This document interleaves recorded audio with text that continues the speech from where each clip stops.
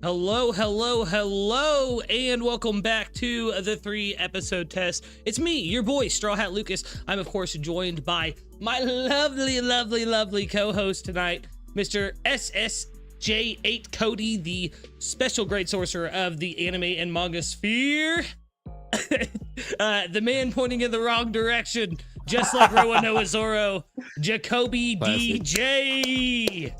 What's up, everybody? Our very own Fushitora, Vexus, the looking legend. That is actually foul.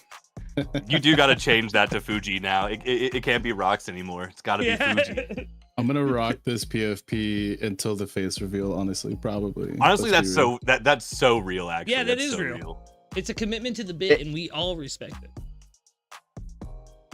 What's up, chat? How y'all doing? How we doing tonight? How we doing, guys? Backwards as always, dude. I have no idea what direction anything is. If y'all watch me on Patreon, every time I say thank you, I put my hand up where like the thank you list is supposed to be. I miss So it I put my every time. hands up. Oh, Yeah, sorry. so I mean, you know what? Just bear with me. You know what I mean. You know my intentions. I mean, state them. Maybe I don't. Oh, you know what? You're right. Thank you for being a Guys, patron, that actually Cody. is the perfect segue into tonight's icebreaker. What are Jacoby's intentions? Wait, what? Are my I'm joking. intentions? Ooh. No. Pretty common one tonight. Pretty common icebreaker. One you'd use at dinner parties. You might say, guys, who's an anime mentor that you would like to sit down and have dinner with? Nice little Ooh. chat. Oh, that is a good one. Does it have to be a mentor specifically, or can it just be a really badass old guy who didn't necessarily mentor anybody? Yeah, not much teaching, but They have to have some kind of role in the main character's life. You know what I mean? Gotcha. Whether it be like yeah. a direct role, or they see them in their like sacrifice and it means a lot to them. Like, you know what I mean? Like a figure in this person's life that inspired them, helped them push them Well, to we that already MC know- hero. We already know Cody's answer. That's crazy. I was not gonna say it, but like, yeah. go ahead and say it, Cody. Yeah. Why? Go ahead. Who are Satoru you lying Gojo. for? Who are you Let's lying go. for? Oh my god. Gojo's really cool. I don't Gojo's know what to tell y'all. I want to understand what the isolation that being the strongest brings him, and I want to know if he likes canned ravioli. Like, hey, you want some of this? I'll have a nice little dinner with Do you. you think, And then, when, Oh he, my when God. he eats ravioli, he just removes the top? Do you think when he has pocketed ravioli, it doesn't touch his clothes because he has infinity around it? Oh, that would be nice, actually. Being able to Like actually it- put like some ravioli in your pocket without it getting nasty, that's actually Perfect kind of a pocket great. ravioli. Oh my Kush said goodness. first a lot in the chat. Pocket ravioli, First. ravioli. Domain expansion only. Fact. So now that we got mine out of the way, Yes, yeah. Jacoby All right, so Vex, what are you thinking? I've got a crazy poll for you guys. Something very fresh and something we will be talking about, I'm sure, more in this episode. But the mentor that we just met from Benny Maru's flashback in Fire Force, he is a hard ass. Of course, I don't know his name. I've never heard a single name in my entire life. But I really loved the commentary and like Hibachi. Dude, you're a legend, dude. Like, You could dude, eat there was hibachi with hibachi. Hibachi. That's Hibachi. I actually might remember his name now. That will work. That will You're actually welcome. work. Well done, Vex. But yeah, a little random pull on that, but like I loved his mentality and his conversation about bearing the burden of like the lives that they're taking by being like Fire Force soldiers and like by like taking out these infernals, and the fact that even though they're like demons and monsters and hurting people, they are someone's mother or father or sibling or whatever, and no matter what, someone's going to be hurt by like the work that they're doing, and the fact that they don't have the ability to like use religion to back up their reasoning for doing this. They're just doing it because they need to protect people. I don't know. I think I would have a great time having a conversation with him. I like his like the way he presented that. So for a not basic bitch answer, I got to go with my boy Hibachi. The problem is now he's only going to be Hibachi. I won't get it right, but I'll get closer. That's so funny. Hey, Basic bitch answer though, Kakashi, dude. I'd read a book with Kakashi. I'd read a book with Kakashi, my ultimate I have rival. I have two answers, and this is gonna reveal my character to you all. And I'm not afraid of hiding it. My answers are Lisa from Bars, JoJo's baby! Part 2. Bars! And if I can't have Lisa, give me Flame from Freiren. Like, Ooh. y'all know So- what I'm about. Ooh. When I was thinking about not saying Satoru Gojo, I was thinking about like who would be the most influential and coolest people to hang out for mentors. And I got the best one for y'all. And y'all aren't ready for it. But I would love to be teached by the housewife Izumi Curtis. I think that would be Yes, the coolest person to have Base- dinner with. base She would probably fuck. make the best dinner. Like, Dude, Facts. that's what's up. That's what's up. My pick is Netero.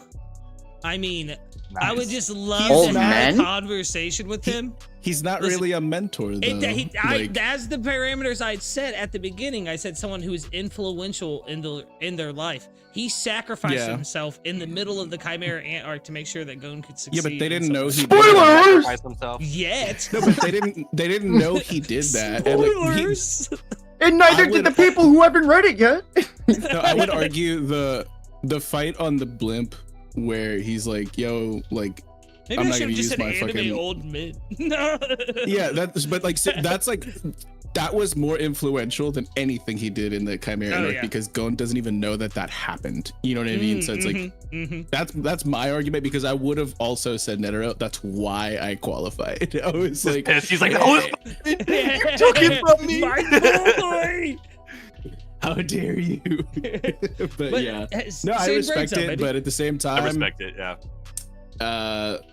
Flame and Yeah. Lisa, like, come on, Mhm. man. Dude, I would also Gojo and have dinner Sitting with Izumi. down and Bisky. having dinner. Like, Bisky, but like I want her in her buff form the whole time. Like, Oh, hell yeah, dude. Hell yeah. Like, that's so funny. Well, chat, we have a lot to get into this week. We have a So ton of heat this season. Oh, yes, we Uh, do. Yes. I think first on the docket, we're going to be discussing episodes 3 and 4 of Hell's Paradise. Let me double check my notes real quick. Yep, I believe that's right. and I'm gonna read Modulo. We're That's crazy. Okay, bye, What? Lucas. All right, Lucas. I appreciate you joining the stream. We'll see you next week, bro. Yeah. Oh, man. He's done his job. I have. Like, I've like, watched a lot of fucking anime this week. Okay, like So full disclosure, I have not been able to watch episode 4 of Hell's Paradise yet, and I apologize to my Patreon crew. Anybody in here watching that? It's been a crazy week. So I was hoping to watch it right before stream. I couldn't make it there, but I can talk heavy on episode 3. And can I just start off with saying, like, Hell's Paradise is well on its way to having one of the best power systems in all of anime. Like, I love this power system. I absolutely love it, and whether it gets misunderstood or not, I don't give a shit. I'm gonna stand 10 toes down that, like, this is one of the coolest, most interesting, and most, like, connectable and relatable power systems that we've seen in an anime in a very long time, dude. Kush just sent me. Bruh. I mean, yeah. No, that might be I a better fully power agree. system because it's every power system. But, you know, if we're talking one power system, I got to give it to Hell's Paradise, you know? Yeah, my first note that I have here is that I just absolutely adore how we're seeing these different avenues of, like, Tao being depicted whenever like Gabumaru like closes his eyes, and then Dude, like Mappa is cooking on the way Yeah, they're it's just crazy. depicting it. Oh my god.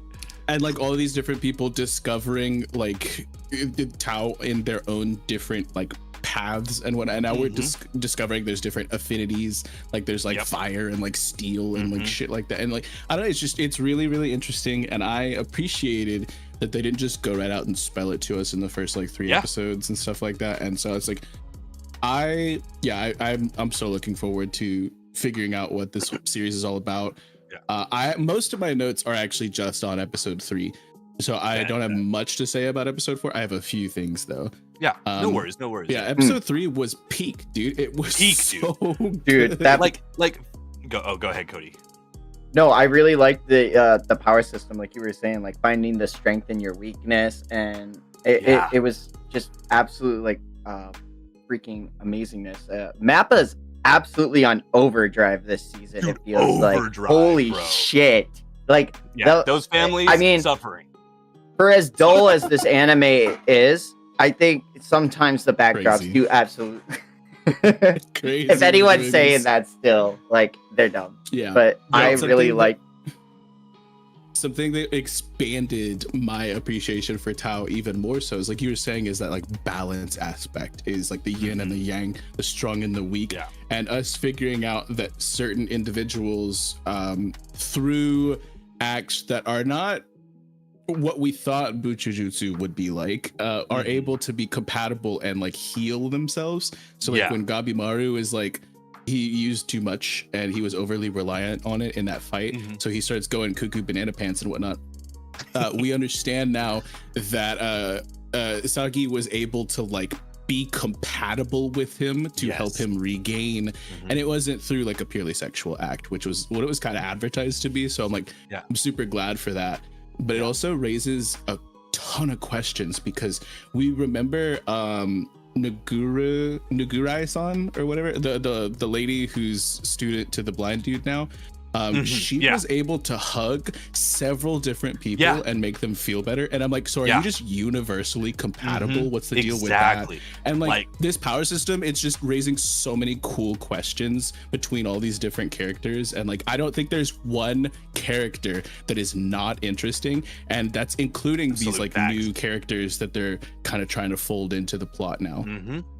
I want to expand on just like the way they're depicting this power system. Like, I absolutely love that, like you touched on it a bit, Vex, the fact that like between Gabimaru and Sagiri, we see that through a mutual like connection that is not specifically sexual, you're able to like connect and do this healing, which is just like you with your best friends. Like, it literally like boils over to like when you're around somebody who you just feel comfortable around, like outside of any other labels or anything like that. But then in the same episode, we're also seeing somebody who is able to do the same thing through a sexual act or something along that, because obviously that is incredibly intimate. And I love the concept of like recycling Tao that like flow through each other. And then thirdly, again, maybe this was a little bit more in episode 2, but it definitely bled over in episode 3. We also see a third way of recycling Tao, which is through like a familial bond, you know, but between I cannot remember her name, the pink-haired girl and Groot.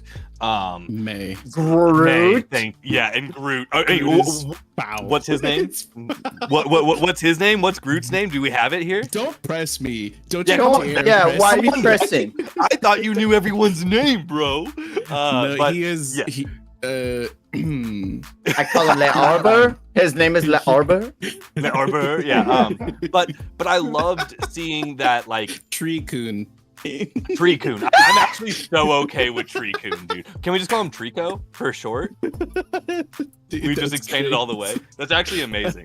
But like, you know, just to touch on, like, we have like a friendship style bond, we have a sexual bond, and then we also have like a familial bond. And all of these are showing ways to transfer and cycle Tao throughout the world, but doing it through like the love of, you know, the love for a child that you have, like someone you helped raise, someone you feel safe with, like in a family kind of sense, someone you feel safe with as a friend or a companion, and someone you feel safe with as an actual partner. Maybe not safe with, but willing to connect with as a partner. Yeah. I think I'll even match you with another one, which is like something almost dutiful. Like we see at the very beginning, the entire premise, the setup, where it is a guardian figure, these Asaimon, and a criminal, these convicted felons, these people who are basically on death row. And so like it almost feels like the pairing up of these groupings and whatnot, these duos at the very beginning was also like a subtle hint at the yin yang aspect that we're obviously getting through all of this. So like maybe I'm just reading too much into it, but like I think they've opened it up for us to be able to read into it like that, which I think is so cool. I just really love that, like, even though in season 1 they teased it as just this very hypersexual kind of power, it is absolutely permeating in every aspect of any type of relationship you can have with anything. Like I really think that like maybe the answer to like the subordinate to like the blind guy, what's their name again? I'm gonna do better. Nagura is the girl who is like the girl, maybe universally compatible, like is what I'm thinking. So, but like the universal compatibility could come from some kind of like ability to connect to Earth and nature, and since nature is everywhere and fully around us, kind of thing. Like maybe that is what allows them to be able to kind of like work with anybody. But yeah, like you said, I cannot wait to explore more ways to dive into Tao. And personally, as a philosophy, I absolutely love Taoism, also written with a D, Taoism. It really just depends on how you translate it, but the word is the same if you see them in any place. I highly recommend diving into the concepts of Taoism. I genuinely love it as a philosophy, and they're doing such a good job of presenting that. Like the fact that we got the info on the guy who originally came to this island, and like why we have these crazy hybrid beasts, and those hybrid beasts are the ones who come and teach the philosophy, and then like this is just, I'm so blown away with Hell's Paradise. It's so slept on. That's really it. It's just killing it, dude. It's crazy you just said that, because I actually have been reading up on Taoism again. I studied it when I was a teenager a little bit, and I've been reading up on it again here recently. So that's very interesting of a concept to touch on. So they're representing it pretty well then? Dude, incredibly well, in my opinion. They're notably one of the more scholarly folk amongst the Yamada Asaimon has like said that it's not just Taoist like symbolism, but it's also like pulling from like Buddhists and things like that. Like, so it's like it's a crossover of like, it's a cross representation of like a lot of these similar and like kind of paralleling belief structures, and I think that that's hinting at something a lot deeper than just strictly adhering to one thing. So it's like I love that too. Like if you like how Oda, we're all One Piece fans, he like mashes up several concepts and it's never just a straight rip.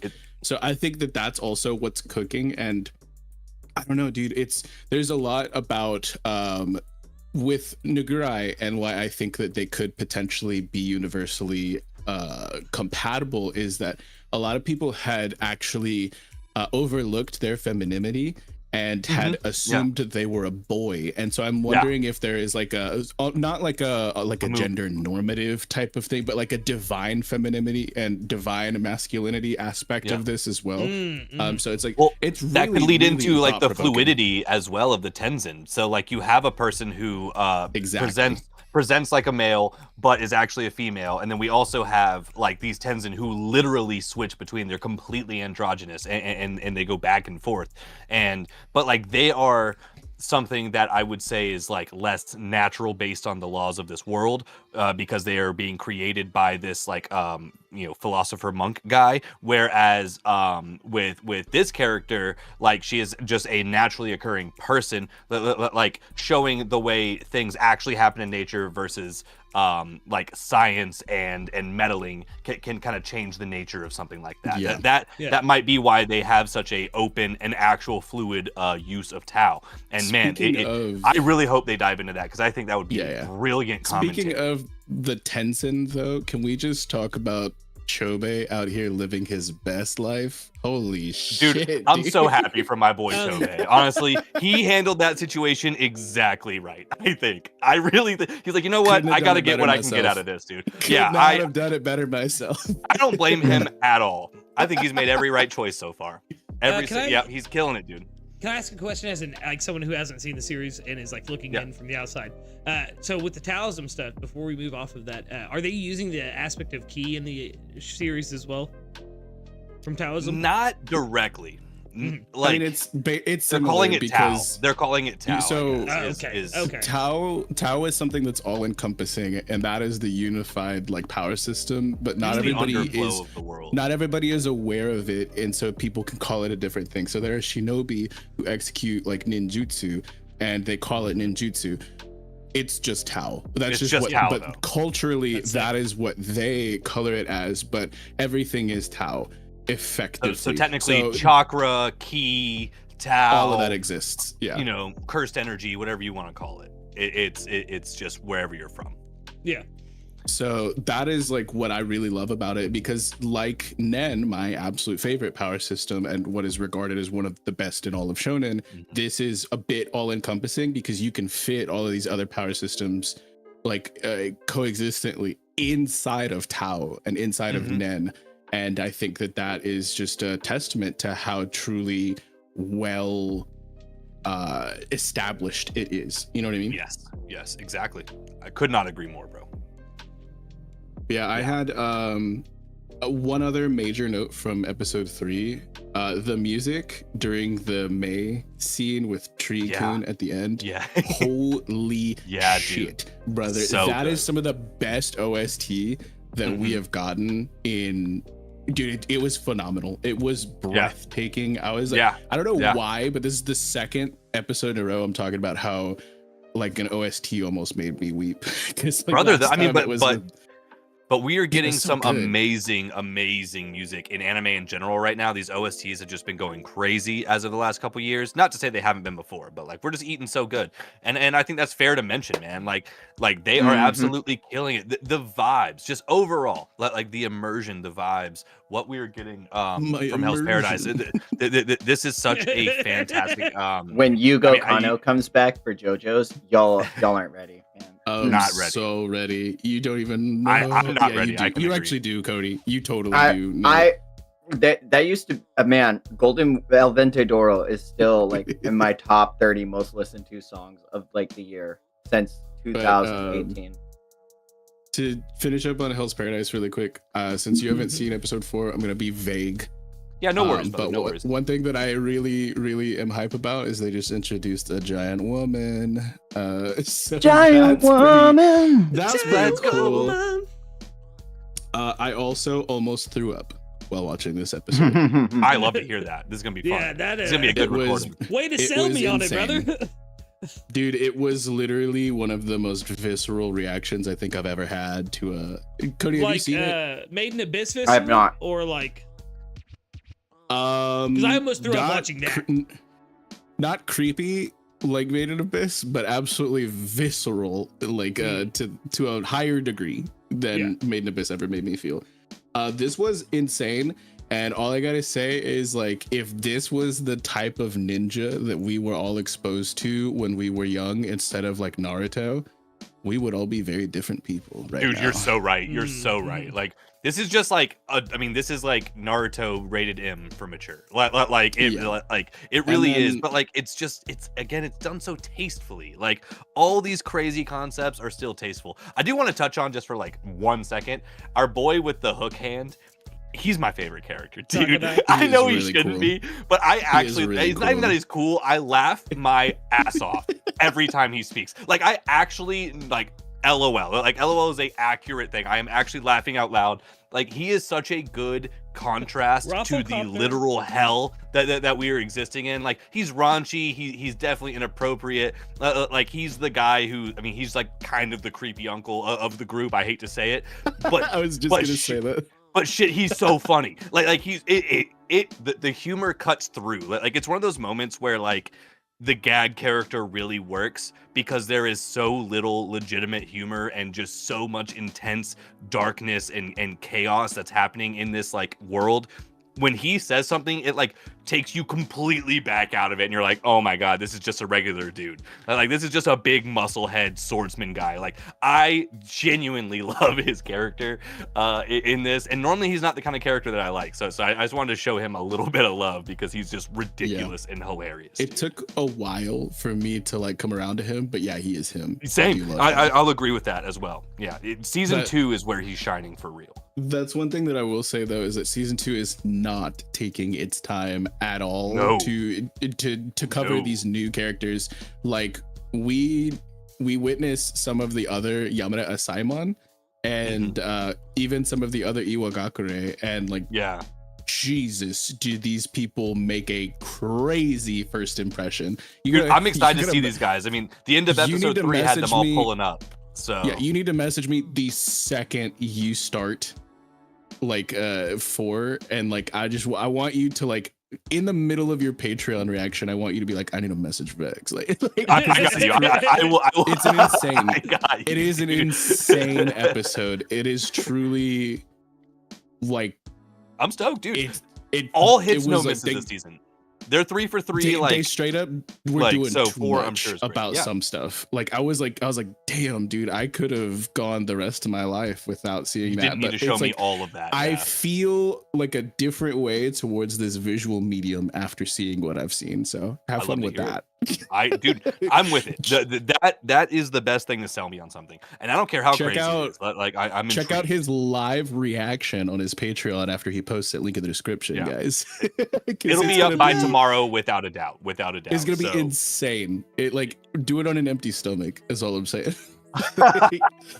I won't have a meal with me.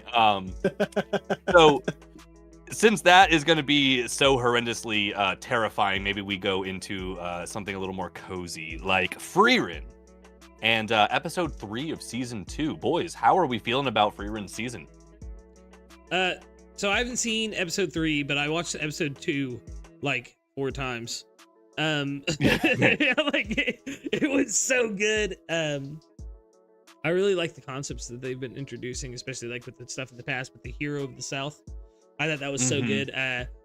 Him predicting Himmel like coming to her and like taking her Dude, away and the stuff. hero Like, of the South is that was insane. such a goat, bro. Yeah. He's such a goat. Mhm. The implications. And not even he could draw the sword. That's supposed to be for legendary heroes. Like, Boom! that's crazy. Yeah, crazy. Insane. Yeah. Stark's gonna pull Well, it. like, and that's something.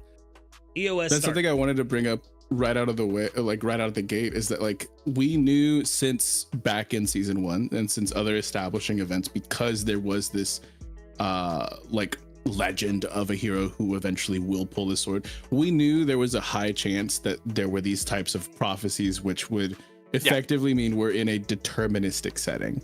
Mhm. And so finding out that there are not just one, but 2 of these characters, one on the human side and one on the demon side, who are able to see quote unquote like 1,000 years into the future. Yeah.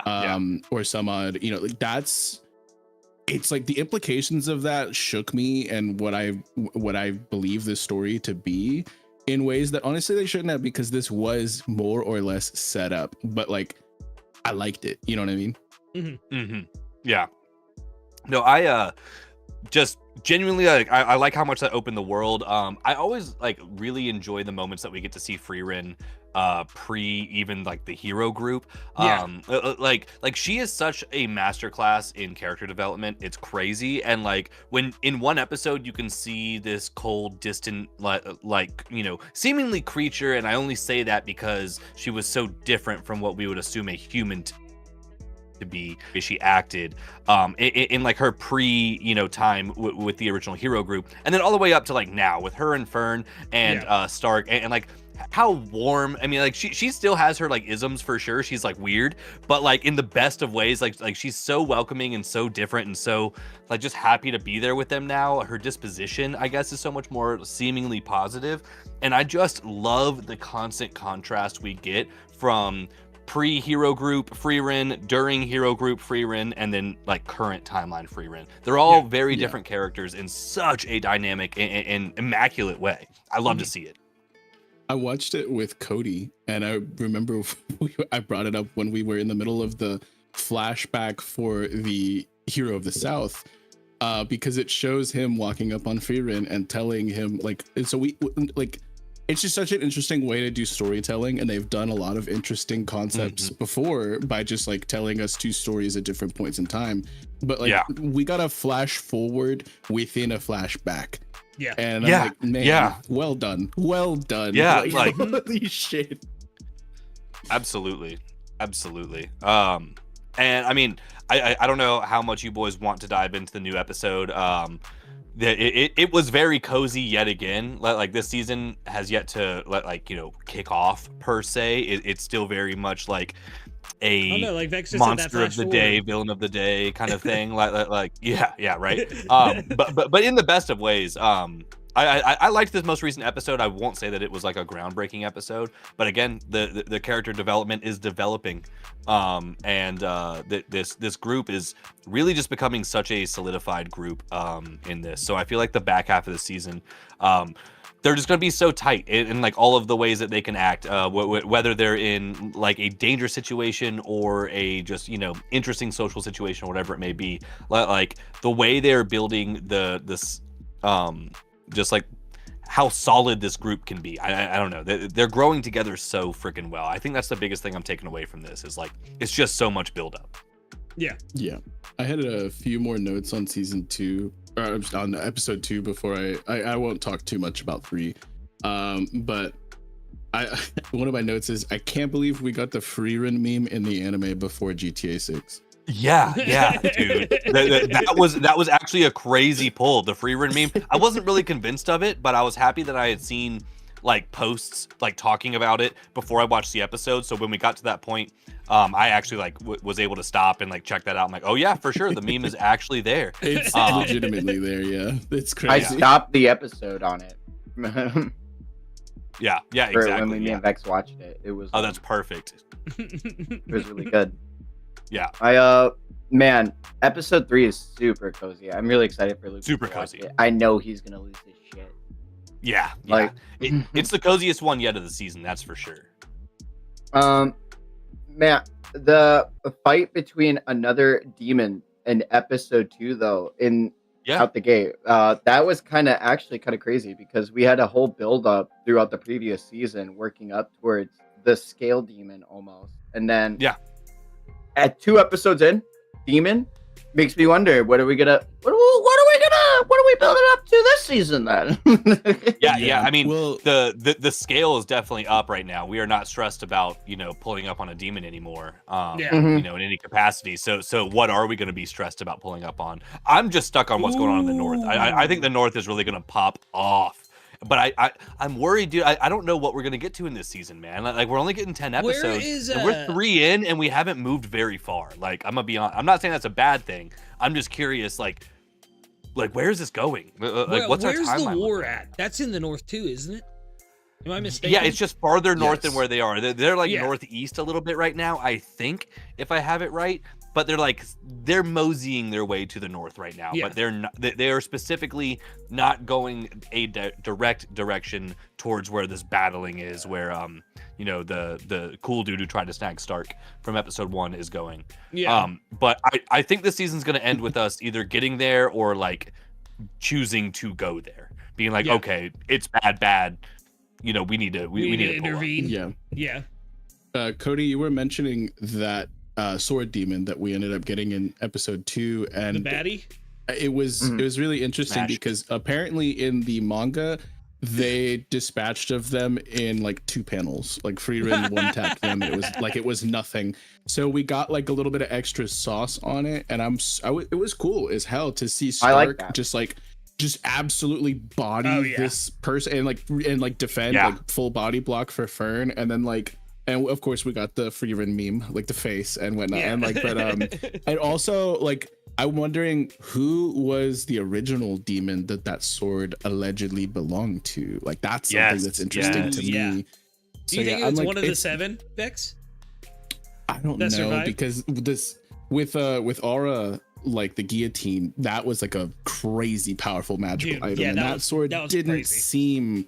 That sword didn't seem like it was like it was significant, but as a symbol, not as like a full on ass magical. Well, there is the premise. Maybe it's it has to be wielded by the right demon or right hero. The same way the sword in the stone can't be pulled unless it's by the right hero. Unless it's in the right hands, its full potential isn't realized. So that's another. There's so much unknown that I feel like the possibility is what makes it amazing. And that's what I really like about Freiren. Is I wonder Oh, go ahead. Sorry. Just for as concrete as the lore is, they make everything so open-ended so you can interpret it your own way and enjoy it. And I really enjoy that. What were you saying, Lucas? I was just gonna say I was wondering why Freiren hasn't put a ward on the sword yet, and just so that demons can't touch it, because she's strong enough she can make something that could seal that thing. They literally have. That was a whole plot point of them going to that village. Yeah. Lock in. But I watched the episode one of my other notes. One of my other notes is that it does truly feel like by the end of episode 2, it does actually feel like a "We Are So Back" moment for me. It does feel like we are hitting on a similar level of quality to some of the highs of season 1. And I was very nervous in the first episode. I was like, did I set the bar too high? Is expectation the thief of my joy right now? And now I truly do. I'm fully reinvested. In a very positive way from what we've been getting. And season 3, just season 3. I keep saying season. Episode 3, I think, reinforced a lot of that. And in so few words, to not spoil Lucas, this is something I think I'm like possibly the most hype about of the entire series so far, of all of the different like thought trails that are going around and all the different things that we can speculate. This is payoff that I cannot wait to get. I'm hoping episode 4 we get it. No, without a doubt. Without a doubt. I do want to say one thing I just want to like bring up. Oh my god, I'm absolutely like, blanking on it. I was just like thinking so heavy about it. So without spoiling too much of like that episode either, they're going on an adventure, all right? They're climbing up like a mountain or going through like this rocky terrain. Why the hell does Freiren and Fern not just float up these little embankments they have to climb up? Why are they like spending? Why are they spending? Why are they so much? They're literally complaining about how much their feet hurt and how like tired they are from this like arduous journey. And like Stark, he has all the reasons in the world to complain about that. But Freiren and Fern can literally fly. They can literally fly, and I guarantee they use less energy to fly up a 5-foot embankment than they do to, you know, battle a demon with a crazy legendary sword. I think so. I know it's a small gripe, but it's hilarious. No. But the argument for that was kind of established, not only in that episode, but also in like the previous season. They had mentioned that flying monsters are particularly hard to deal with, especially while you're mid-flight, and you would make yourself infinitely more visible if you weren't to just stick to the trail. It's not. I mean, okay, but I am talking about a 5-foot embankment, dude. Like, I'm not saying you gotta fly to like the atmosphere and back. I'm just saying, I get it. Float but up. that is but I get practical enough of a reason yeah. for Freiren to scold Fern about it or something like that. Like, it doesn't have to be perfect. Well, and also, I would make the argument to fight against this of a proper mage uses their magic for necessity, not to be lazy. And, you know, in that, you still need to train your body physically. You can't just focus on magic abilities. So, yes, you should be able to climb this wall or hike this mountain or whatever. Like, also, I mean, it totally can be, like, properly explained. There's kind of the One Piece argument as well, is it's about the journey. It's about the journey. You're right, though. You're right. But I just had to bring it up to a degree. I had to bring it up to a degree. Like, watching that, I'm like, come on, guys. Come on. What are we doing? Y'all are wild, dude. Like, consciously walking and complaining about your feet hurting, or consciously, man, I have to levitate, nah, man. I think it's way more harder to, like, levitate than it is to walk. Maybe. Maybe it is. We don't know, and this is like a nothing burger argument. It was just something funny that I found. Also, I couldn't help but think of it, and I thought about it multiple times, so that's why I brought it up, because I was like, oh man, really I can't mention it because Lucas hasn't watched it. This sucks. Because Lucas, brother, you're gonna love this episode, man. It really is gonna get you. like it's so. Because there's so many implications for the next one. Like Vex said, like where is it? Like the payoff is gonna be wild. You know what? You get 2 strikes for that, Lucas, and you don't want to know what happens when you get the 3rd one. Oh my god!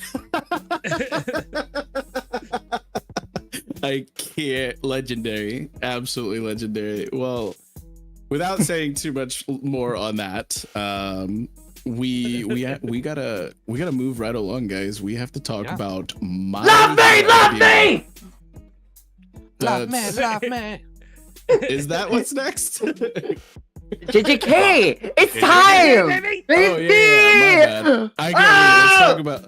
I can't read just like JJK fans. Let's talk about JJK. Yeah, let's go. At least you have an excuse, Vex. Yeah, exactly. Yeah, like, you have a much better excuse than them. Shout out to the dub. Adam made a really funny post when kids. Adam was hilarious this week. Mm-hmm. He made a post and he's like, "Hey guys, I know you didn't like the Culling Games info dump, but it's coming out in English. Then I know you guys are gonna need it, so make sure you check it out. I was like, you want to know what's hilarious about that though? And this is like a Crunchyroll issue for sure, but it did come out in English. And guess what? It didn't fucking translate the things that are on the screen. It just, like, if you're listening, yeah, you can hear it, but if you're looking at the screen, it's just a bunch of Japanese words floating the fuck around. Like not giving us clean translations of what's on the screen is absolutely wild work in an episode like that. Like, what are they we hired doing? they hired all of their actual typesetters and translators, and they're just letting AI do it now. So another AI's not even doing it though. subscription. Like, AI's not even doing it. That's the thing. At least use it. I don't know. Like, don't fucking use AI. Fuck that shit. But like, they're not even using it. You heard him. Not only that, but Crunchyroll's also charging $139.99 USD a year instead of $99 starting July. No, starting yesterday. Starting yesterday, it's officially it just went up. It went from $7.99 to $9.99 for the lowest tier. It's $14 for the middle tier, and it's $18 for the high tier. It went up yesterday. Crazy. It's officially more expensive. If you're watching this podcast, Crunchyroll's more expensive for nothing better of a experience. Can't even fucking open it on my PS4. God, I hate Crunchyroll right now. We love to hear it. But I love Jujutsu JJ. Kaisen's really good. Yeah. Like, Yeah, oh my god, JJK's on a legendary Hikari. Oh my god, like, oh my Hold on, god. we gotta talk about episode 4 before we get to episode 5. Like, this is a huge topic. Yeah. We can't jump to Hikari lately. yet. No, we got to talk about the Maki episode first. Like Maki versus the Zenin clan. Oh my fucking god. In my opinion, that is like textbook peak Battle Shonen episodes. Like that is just it should be talked about with one of the best Battle Shonen anime episodes of all time, in my opinion. I think that was an absolute masterclass in everything that is animation, from storyboarding, from direction, from art style, from sound design. The reference to referencing, Kill obviously Bill. the Oh my references God. are unreal. Oh my god. Like, and then just what a moment for a female anime character to shine. Maki just fucking did the damn thing, bro. That was that episode. I've watched that single episode more than I've like watched anything else this season. Like, we're at least at like 6 times watching it through. It's just a treat every single time. No, I think Maki versus Zenin clan is. I don't think it's top 3 for me, but maybe. I don't think I have anything else that I would put up there. Like, I remember I really liked the exchange between the psychics versus I can't remember his name, but the shed-eyed one. I really like that, and Dimple versus the broccoli head from season 3. But like, in terms of animation, Sukuna versus Maharaga in the Blu-ray extended cut, no dimming, no flash, like editing or whatever. That is like peak animation. Gogeta versus Broly minus the weird 3D animation we had during the dimension break, which is cool because they broke the dimension. I don't think anyone understands how. I don't think anyone understands how Dragon Ball. As a 3D guy, I didn't hate that. I thought that was a good moment. Because they broke into another dimension and then they came back and it was entirely 2D. Like, that's how dimensions work, y'all. But anyway, like, fundamentally, like, the amount of different art styles that were portrayed throughout this one episode was fucking phenomenal. The amount of like attention to detail on choreography and like just the depiction of like these kills after kill. It felt like I was watching like Mortal Kombat being played live. It was fucking dude. And Naoya, really the Naoya hit, like Naoya, dude. I gotta say, Naoya, I don't know why the animators like him as much as they do, but like, this is gonna be the controversial take. I've loved every moment he's been on screen in this season. I really have. He steals the show. He's a terrible like bastard in all senses of the word, but like he is like that makes him a great villain, and it makes it all the better seeing Maki. I mean, the fact that they gave us like the 4 angles, the hard stop sound, like it was just so good. And like after, I mean, like the moment of him like putting his foot on the keyboard, like that first time that we see like those two talking, and like how he's just such a piece of shit in that moment too.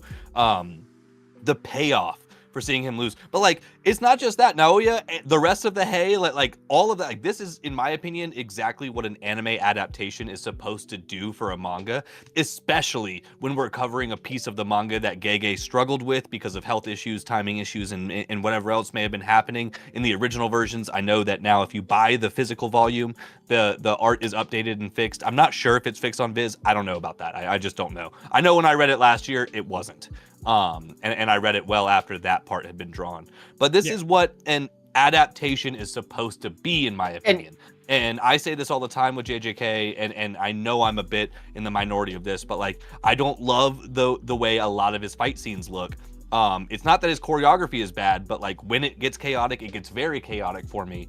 And seeing this all moving and put together and with like you know, direction and concepts behind it, I think this is just, I mean, this is what I want out of anime. This is everything I go to anime for. Further that sentiment, like when an adaptation like this is done so well to the point when the manga was coming out weekly, in the volume releases of Jujutsu Kaisen, Gege Akutami stated when he was watching the fight between Aoi Todo and Yuji versus Mahito, when the animators had expanded on that fight, there was a technique that Todo used when he threw the rock and then switched places with the rock to deliver a kick. And that was later used in the fight with Todo and Yuji versus Sukuna. And Gege strictly stated, I didn't think that the power could be used like that. And so I wanted to take it from the anime, and seeing how they expand on this universe is really cool. Seeing things like, wow, I didn't know the character could use the power in that way. This adaptation is doing amazing. And like, Gege is so on board with what the anime is doing that anyone else who's saying like, oh, this is a disgrace of their work, or it's not like what they wanted, it's just like they had an idea for what they wanted to see on screen, and because it's not a one-to-one with what they think is a perfect adaptation, they're stupid. I don't think they understand what an anime is or what it's supposed to be, but you know, for them, the manga's still there. It's not gone. Exactly. Like, exactly. and that's my thing. You can go. Yeah. I'm sorry, Lucas. Go ahead. No, you're good. No, you're good. I share the sentiment with you, Jacoby. I think that the animation adapted better than how it was originally drawn. Because like you said, Gege, he gets muddled. He like messes up his line. He doesn't mess up. It's just his stylistic choices. It's his style, and that's okay. That's okay, exactly. But it does get a little garbled at times and stuff like that. And I thought it was a beautiful performance. And if anything, the animation, this just got me more hyped for things that are coming later in this this season, dude, and who Maki goes up against and stuff like that. And it's like, I'm just ready for all of that now. I think the episode was great. I think it was a perfect adaptation. It hit me on an emotional level for the emotional shit, and then the fucking fights were just fucking boo! Like there's no other way to say it. It was amazing. Vex, how you feeling on it, brother? I'm definitely not as hot on it as all of you are, but I'm not. I don't look at like all the discourse online. I have no idea all of the comparisons that have been made and all of the gripes that people had and anything like that. I just know that for a lot of it didn't actually feel like I was watching JJK. Like I knew stuff that was happening, but I didn't really feel the same emotional connection that I did whenever I was reading it, or when Cody was reading it to me. But I don't know. I definitely don't put this anywhere near my favorite episodes of all time, favorite fight scenes of all time. I think that they made a lot of choices that took me out a bit. But again, I don't dislike anything that I saw. It's just like if I did dislike anything, it was the musical choice for the first 17 minutes. I think that is fair. It kicked in crazy style at the 17-minute mark. Yeah. But I'll give you that. A lot of it felt a bit more disjointed to me than it did in the manga, and this was the most disjointed part of the manga, in my opinion. Like moving into the topics that are covered in the next episode as well. This was just like a very jumpy segment, and to me, that this episode felt like it was just kind of geared towards a completely different audience than myself, than what I think with.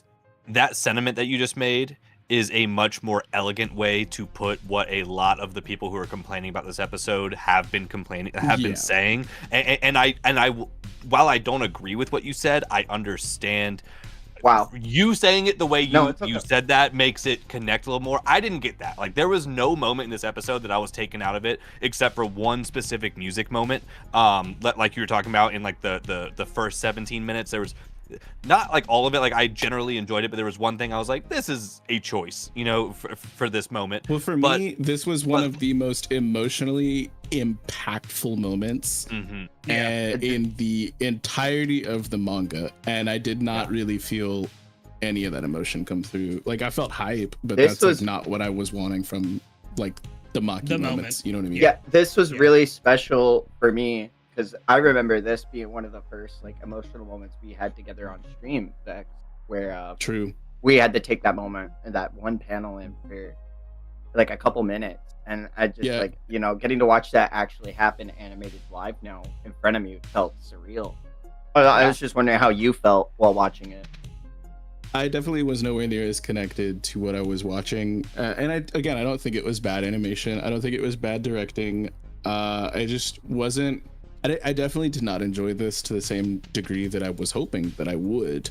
But I think calling this a disgrace is just fully disingenuous. That's so hyperbolic and inflammatory. I have to agree. And if you're one of those people, what are you doing with your life? Like, if you're just and if you want to go experience the peak that Vex is talking about, you know, it's still live, or it's still up on my YouTube. The VOD is up, you know. Yeah. You can go see what Vex did. Yeah. I want to echo real quick before we like go too far from that moment, just for me too, because like I will say that moment with Maki and May, like that was probably one of like the most emotional moments I felt during all of this as well, outside of Hidden Inventory. Like and more so, like especially reading the manga. But like for me, and like where I guess I just differ a bit from Vex, like this hit even better for me. Like it I won't say it was like far and beyond what I got in the manga, but again, like the way they were like laying together and the anime portrayed them like in a pool of blood, as opposed to just being on like a bare ground. Like the use of blood and red in this episode made that sacrifice feel heavier for me. I liked I just physically liked the movement of the beach scene, of us just being on the beach and it, like actually having like all of that, not just as a panel. I think that's one of the best panels in all of JJK. Like Cody was saying, and I would love to actually go back and see that moment of y'all's VOD. That was one of those panels that I definitely lingered on. I mean, I sent that to my girl, like, and she doesn't even read JJK like that. She watches it, and like I kind of like keep her up like things here and there. And I was like, you know, babe, when you get to see what happens with Maki, like oh my god, genuinely, like this moment made Maki one of my all-time favorite female anime characters. Just like simple and clear, and not just because of badass muscle mommy goes and kills a bunch of dudes, but because of the emotional connection, like the entire story with her sister, the concepts of it, and got heavily restricted. Exactly. And I do think that unfortunately fell on deaf ears heavily based on a lot of the kickback this episode got, but I hate to say it, I think that's a skill issue. You know, it goes back to like, do we want an anime that spoon feeds us the information, or is it something that you just need to pay attention to? Now look, I'm not dogging anybody who didn't get it on the first run or was a little bit confused. I'm not dogging you for that. JJK is probably one of the most confusing things I've freaking read in a lot of ways, of just how muddy it gets in physics and concepts and stuff like that. But when you go back and watch the episode, all of the information is presented to you. You just got to be paying attention. JJK is not a show to watch on your phone. It is not a show to watch while distracted or to second screen. So I think anybody who is saying that they're not understanding what's going on in this season is literally second screening it, and that's just on them. If you pay attention, you know, in theory, I mean, the information is being given to us is really all I'm saying. And I saw the argument a lot that they skipped over a lot of the information just to focus on the fight, which I just wholeheartedly disagree with. They did not take out any crucial information that was needed for context and to move forward. I think there's a little bit of merit to, and not to the degree that some of these people are being extremely toxic and vocal about it, but as somebody who has read this and knows exactly what was going on, the episode did actually like jostle me a bit, where I'm like, wait a minute, oh yeah. And if I weren't somebody who went into this going like, a full reason that I dropped the manga and needed Cody to hold my hand through it is because half of the time I was experiencing, I was like, I don't know what's happening. And the anime did a great job for most of, I will say, most of season 2 and a lot of season 1 of making it a lot clearer for me. This was not any clearer. This like, and it doesn't have to be more clear. That's something to note is that it's already difficult. It's already like a bit of a big pill to swallow. Yeah. And a part of the adaptation can be to make that a little bit more accessible. And I think that they could have done, because this is such a convoluted power system and such a convoluted series of events and things like that, we could have benefited from a bit of spoon feeding. Do I think we need that? No. Do I think it's a disgrace that they didn't do that? No. But again, I do think I can't push back on that. I agree with you. I think it is a fairly confusing series of events if you haven't already experienced it before. And to a lot of people, you would need a double pass. And like, I would have been one of those people if Cody didn't hold my hand through it the first time. Yeah, I think that's a super fair take. And again, the way you're presenting this is the more important bit of this conversation versus and that's what I wanted the way the internet wants to talk about it. And this definitely does like to critique where you're not just bashing. There's a way to present an argument where you're not putting the other person down. There is a whole discourse to be had that is just infinitely more enjoyable and beneficial for the community at large if you don't demean the people who you're not against them, you're with them. I'm having this conversation with you folks. I'm not against any of you. Don't resort to ad hominem attacks. Have an intelligent conversation kind of thing. Yeah, the shit that we've been seeing online has been heinous over the past couple of weeks. See, I haven't seen any of that, so this is all like surprising to me, if I'm being honest. I knew that there was some discourse about it, but like I kind of took a break from Facebook just because of all the stuff going on in the country and whatnot. Respect. But yeah, like and that's where I get most of my shit about anime. I'm not gonna lie, because I stay off most social medias. No. It's so I haven't seen any of this. So what is the biggest gripe with it? Is it just the animation? Is it? I know that you said that some fans in Japan had said they feel like the West is influencing it in a bad way because of how action heavy it was, or something like that. So what I'm seeing, and I'll be honest, and Cody, like, I want you at any point to correct me or jump in because you've spent significantly more time in the JJK fandom, actually in the trenches with them. I am a relatively new fan as far as the online presence is concerned. I talked about season 2 on TikTok, but either I didn't have a big enough following or I'm just not the JJK guy because I didn't get a lot of interaction. But this season, I have got an unreal amount of interaction. I've been talking about every episode, talking about my critiques, the things I like, and to be honest, much like in this podcast, I'm gassing it up, dude. Like, as a manga reader, someone who, like, this is one of the first times that I've been able to watch an adaptation that I've already read all of, so I can speak educatedly on it. I do have some concepts of it, and also, like, I can go check the manga out without being spoiled because I know what's happening. In my opinion, I have thought this adaptation is fantastic. I also do have hella critiques on it, and I have, said many times that I don't love, Gege's art style, in fights, in moving moments very specifically. But like a big thing so that I've pushed is that I love this adaptation. I love the way the moving moments of this have happened. I love the art style change. I love the way they're using the coloring and either lack of sound in a lot of moments or, like heavy like sound and like, drum beats and stuff like that.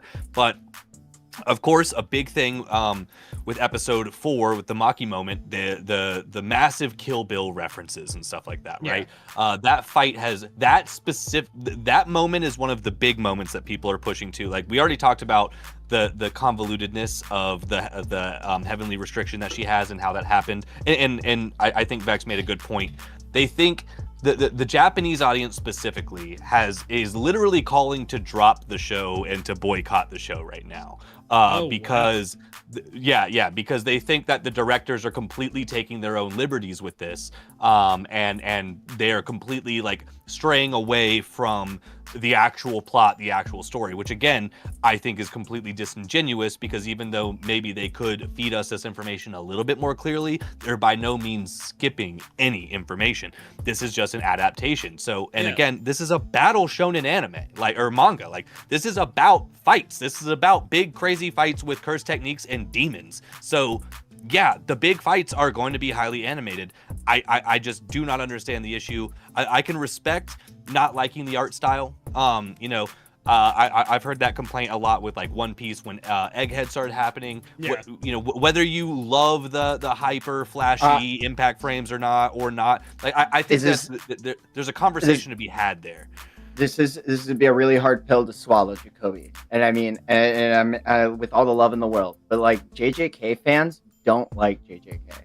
No, I can tell. No, I can absolutely tell. Like, it's a lot more nuanced than that. But it's like when season 2 came out, it was very prevalent with the hidden inventory. Episode 4 had just released, and everyone was really like gassing it up. And everyone who read the manga was shitting on it because the one Gojo panel throughout Heaven and Earth, I Alone Am the Strongest, wasn't a 1-to-1 recreation. And everyone was like, this is a 0 out of 10 episode. Yeah. How could they butcher my anime like this? Why does he look chopped here? And it's like you all are being so disingenuous right now for the amount, like, we literally just had like Riko Amane like come to recognize her like self-worth in like the previous episode in this aquarium, and Gojo coming to reach his potential in that same vein, using that same soundtrack like within a 4-episode story. Like that is one of the highest pieces of art I can imagine. I can think of. Like if you ask me, and people didn't like it because they didn't have a 1-to-1. And manga fans are always going to be that loud, and they're always going to be like, it's ruining the series. It's not the way it's supposed to be. I will say to add on to that is that there has been legitimate reason in certain instances to actually not fully subscribe to this adaptation being just superior. Like I loved Hidden Inventory. I thought that it was a strict improvement in my opinion, because that is something that I did read before watching, but I didn't get all the way through Shibuya in my read. And so I like experiencing the latter half of Shibuya, I was fully anime only at that point. Yeah. And the last 2 episodes of season 2 were terrible, in my opinion. I was actually actively mad. And I remember speaking to you on stream, Cody, about like how the fact that they omitted full conversations and interactions, and they set things up to be overly confusing and didn't provide the answers that the manga did provide. And that was where, in my opinion, my shaky ground for the JJK adaptation really began. And I think a lot of other people also are still remembering that bad taste that season 2, and season 2 was phenomenal. Shibuya was crazy, Hidden Inventory was crazy, but they fumbled so hard for me in those last 2 episodes. And a part of me, and I'm sure a part of a lot of other people, are just not really willing to just continue to, I don't know, I can't overlook some of the choices that I don't think are like as phenomenal as what I've seen them capable of pulling off. And so like, am I upset at anything that we've gotten this season? No. Do I think it's the best shit I've ever seen? No, I think parts of season 2 are better than what we've been getting. I mean, not across the board. I wouldn't deny that season 2 doesn't have like higher moments because it's a complete season. And like I just said earlier, Hidden Inventory, I think, is just some of the best collection of anime episodes in history. I started reading immediately after season 2, so I was anime only all the way through season 2, including those last 2 episodes. Now, I will say, whenever I pick up a manga from an anime, I will read back. Like I will run at least like 4 to 5 chapters back on some content that I've already watched, so I can kind of familiarize myself with the way this goes. So that being said, I've arguably read the chapters that were adapted in the final 2 episodes. I would have to go back and watch those episodes again. It's been a while. As an anime only, when I watched it, 0 issues. I mean, like, at least nothing that stood out, like nothing that I could have like an educated conversation about. I have always thought JJK is complicated and overly complicated. I think that when reading the manga too, like I and maybe this is just, you know, a skill issue on my side, but like I think as much as I love JJK, there's a lot of times I just say okay. They're explaining a whole bunch, and they're giving me the physics. They're giving me the physics and the concepts and the well because of this. It's like okay, you have to get it or you don't. You know, it's and a lot of times, I mean, generally speaking, I follow it. You know, like it's not like I'm out here just like stabbing in the dark, but like you know, it gets a little convoluted, and so did that. But like again, like when we go back to moving into season 3. I think the way they handled the explanation of the Culling Games episode was immaculate. Phenomenal. That was infinitely better. It was so good. That was infinitely better than my experience reading the manga. Yeah. Like I went back and reread the manga after this. I'm like, this is ass. Manga there was a moment where I was talking to Vex while watching the episode, and I was like, "This is a really cool way." We're reading a book. I while watching the episode with Vex, I was saying it was a really cool way to demonstrate Tengen's mastery of barrier usage. Because of the way he was able to portray everything and showing off the difference and being able to recreate the memories that they were seeing and to create these fake situations to portray to the cast of what was going to happen in said Culling Games or what could happen. Like what the anime did and using the foreknowledge of like Tengen's mastery of that liminal space was fucking 10 out of 10. But are anime fans gonna read? Are they gonna consider the following? No. Like no, you're absolutely right. You're absolutely right. I think the thing is like there's a lot that I'm a bit more lukewarm about that other people seem to be either like crazy hype over or crazy disappointed over, and like I don't get really either of those sides. Yeah. But my main hope. Yeah, no, they couldn't pay me to be. But I just think like my main thing is like this isn't what I was most hyped for yet, and this isn't what I was most concerned for. Yeah. So I just I'm trepidatious about the rest of the season. If I can speak one last time on the Maki fight too, like I don't understand the hate at all. I enjoyed it in the manga. I enjoyed it in the anime. And then Vex, I saw in chat that you had brought up like people comparing Maki to other shonen female protagonists and side characters and stuff like that. I don't understand that at all either, because in my opinion, as Jacoby had said earlier, one of the best written female characters in shonen. 100%. Yeah. Her bond with her sister. She's in the conversation.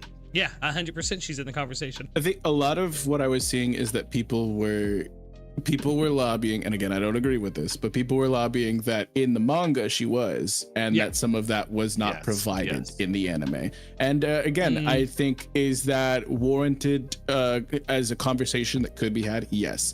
Is it warranted for you to say something is a disgrace or that it's just a 0 out of 10? No, you're just being inflammatory.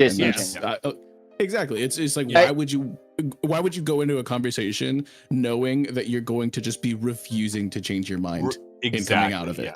Yeah. It's been no secret that like JJK, I've said it before, it's in my top 3 manga of all time. It still is, even after being caught up on Kingdom and everything else that I've been reading. Like my list is unchanged. It's still One Piece, Berserk, JJK. And I've been loving this adaptation. It's literally peak for me. I've been having a blast every week. Moving on from the Maki and Mai episode, holy shit! Oh my god! For me, it's so hard to not want to skip to the end and talk about Zoro. I mean Hikari, but fuck, dude! But like Panda, Yuji, and Panda's fight. Air quotes. We're not gonna pass over the opening sequence though. Oh my gosh, our boy love. Our boy. This is a masterclass in direction and like on the artsiest side of filmmaking and anything. I think this whole episode is a masterclass in all of that. And it just everything that we just echoed that we really like about the adaptation is just maxed out in this one, because this is mostly a heavy intro exposition kind of episode. Yes, like we get a quote unquote fight between an off-screen fight between Yaga and the old metal guy. I don't know his name. We're getting better though. We're doing good. But then also like the Yuji Panda fight. Yes, we have movement in there, but like I was blown away by the in-between scenes of this one. As a shonen bro who does like the big flashy fights and all that, like the scene of Yuji walking under the gate and like the way he moved that up while Megami like walked on the outside, and I saw like some heavy conversation on the way like those two characters were portrayed in this. Obviously the light like Naruto Sasuke references that we had, but also like in their walk to the building the whole time Megami was always in the shadows and Yuji was always in the sun, and as the walk gets closer and closer, they get farther and farther apart. They're always separated by the line between the road, and then even down to Yuji walking under that gate, Megami goes around the obstruction and Yuji goes straight through it, and like the story being told between these two characters that is not being said but is being shown, like that is just so good. Like I was just blown away with that. I know we're skipping over the beginning, but I just had to get that out. But it really like, captures, oh my God. I haven't seen the adaptation, but like even in the manga it really captures the moment that like you can tell that they're kind of drifting apart from each other. Like you said, he walks around it and everything like that. That is beautiful to hear. I'm very excited to watch this episode. As you guys know, my favorite couple in all of anime and manga is in this episode, I've heard, and I'm very excied to see that. I didn't know that was your favorite couple in all of anime and manga. That's awesome. It's not. I'm just doing it for the meme, but it is. Ah. They are in my like top 10 for sure. I love not real. Yeah. But Vex, get us started on that beautiful intro of this episode, man.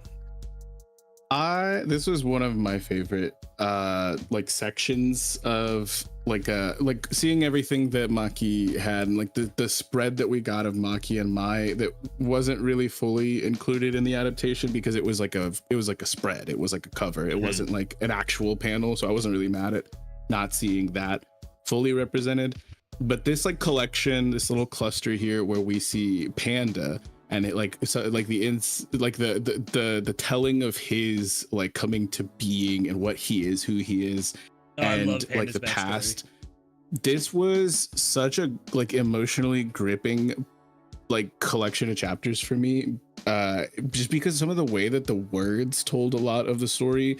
And one of my favorite lines in the entire like culling games is that like, I can't fault you, like I'm paraphrasing, but like, you're just the knife that fell on him.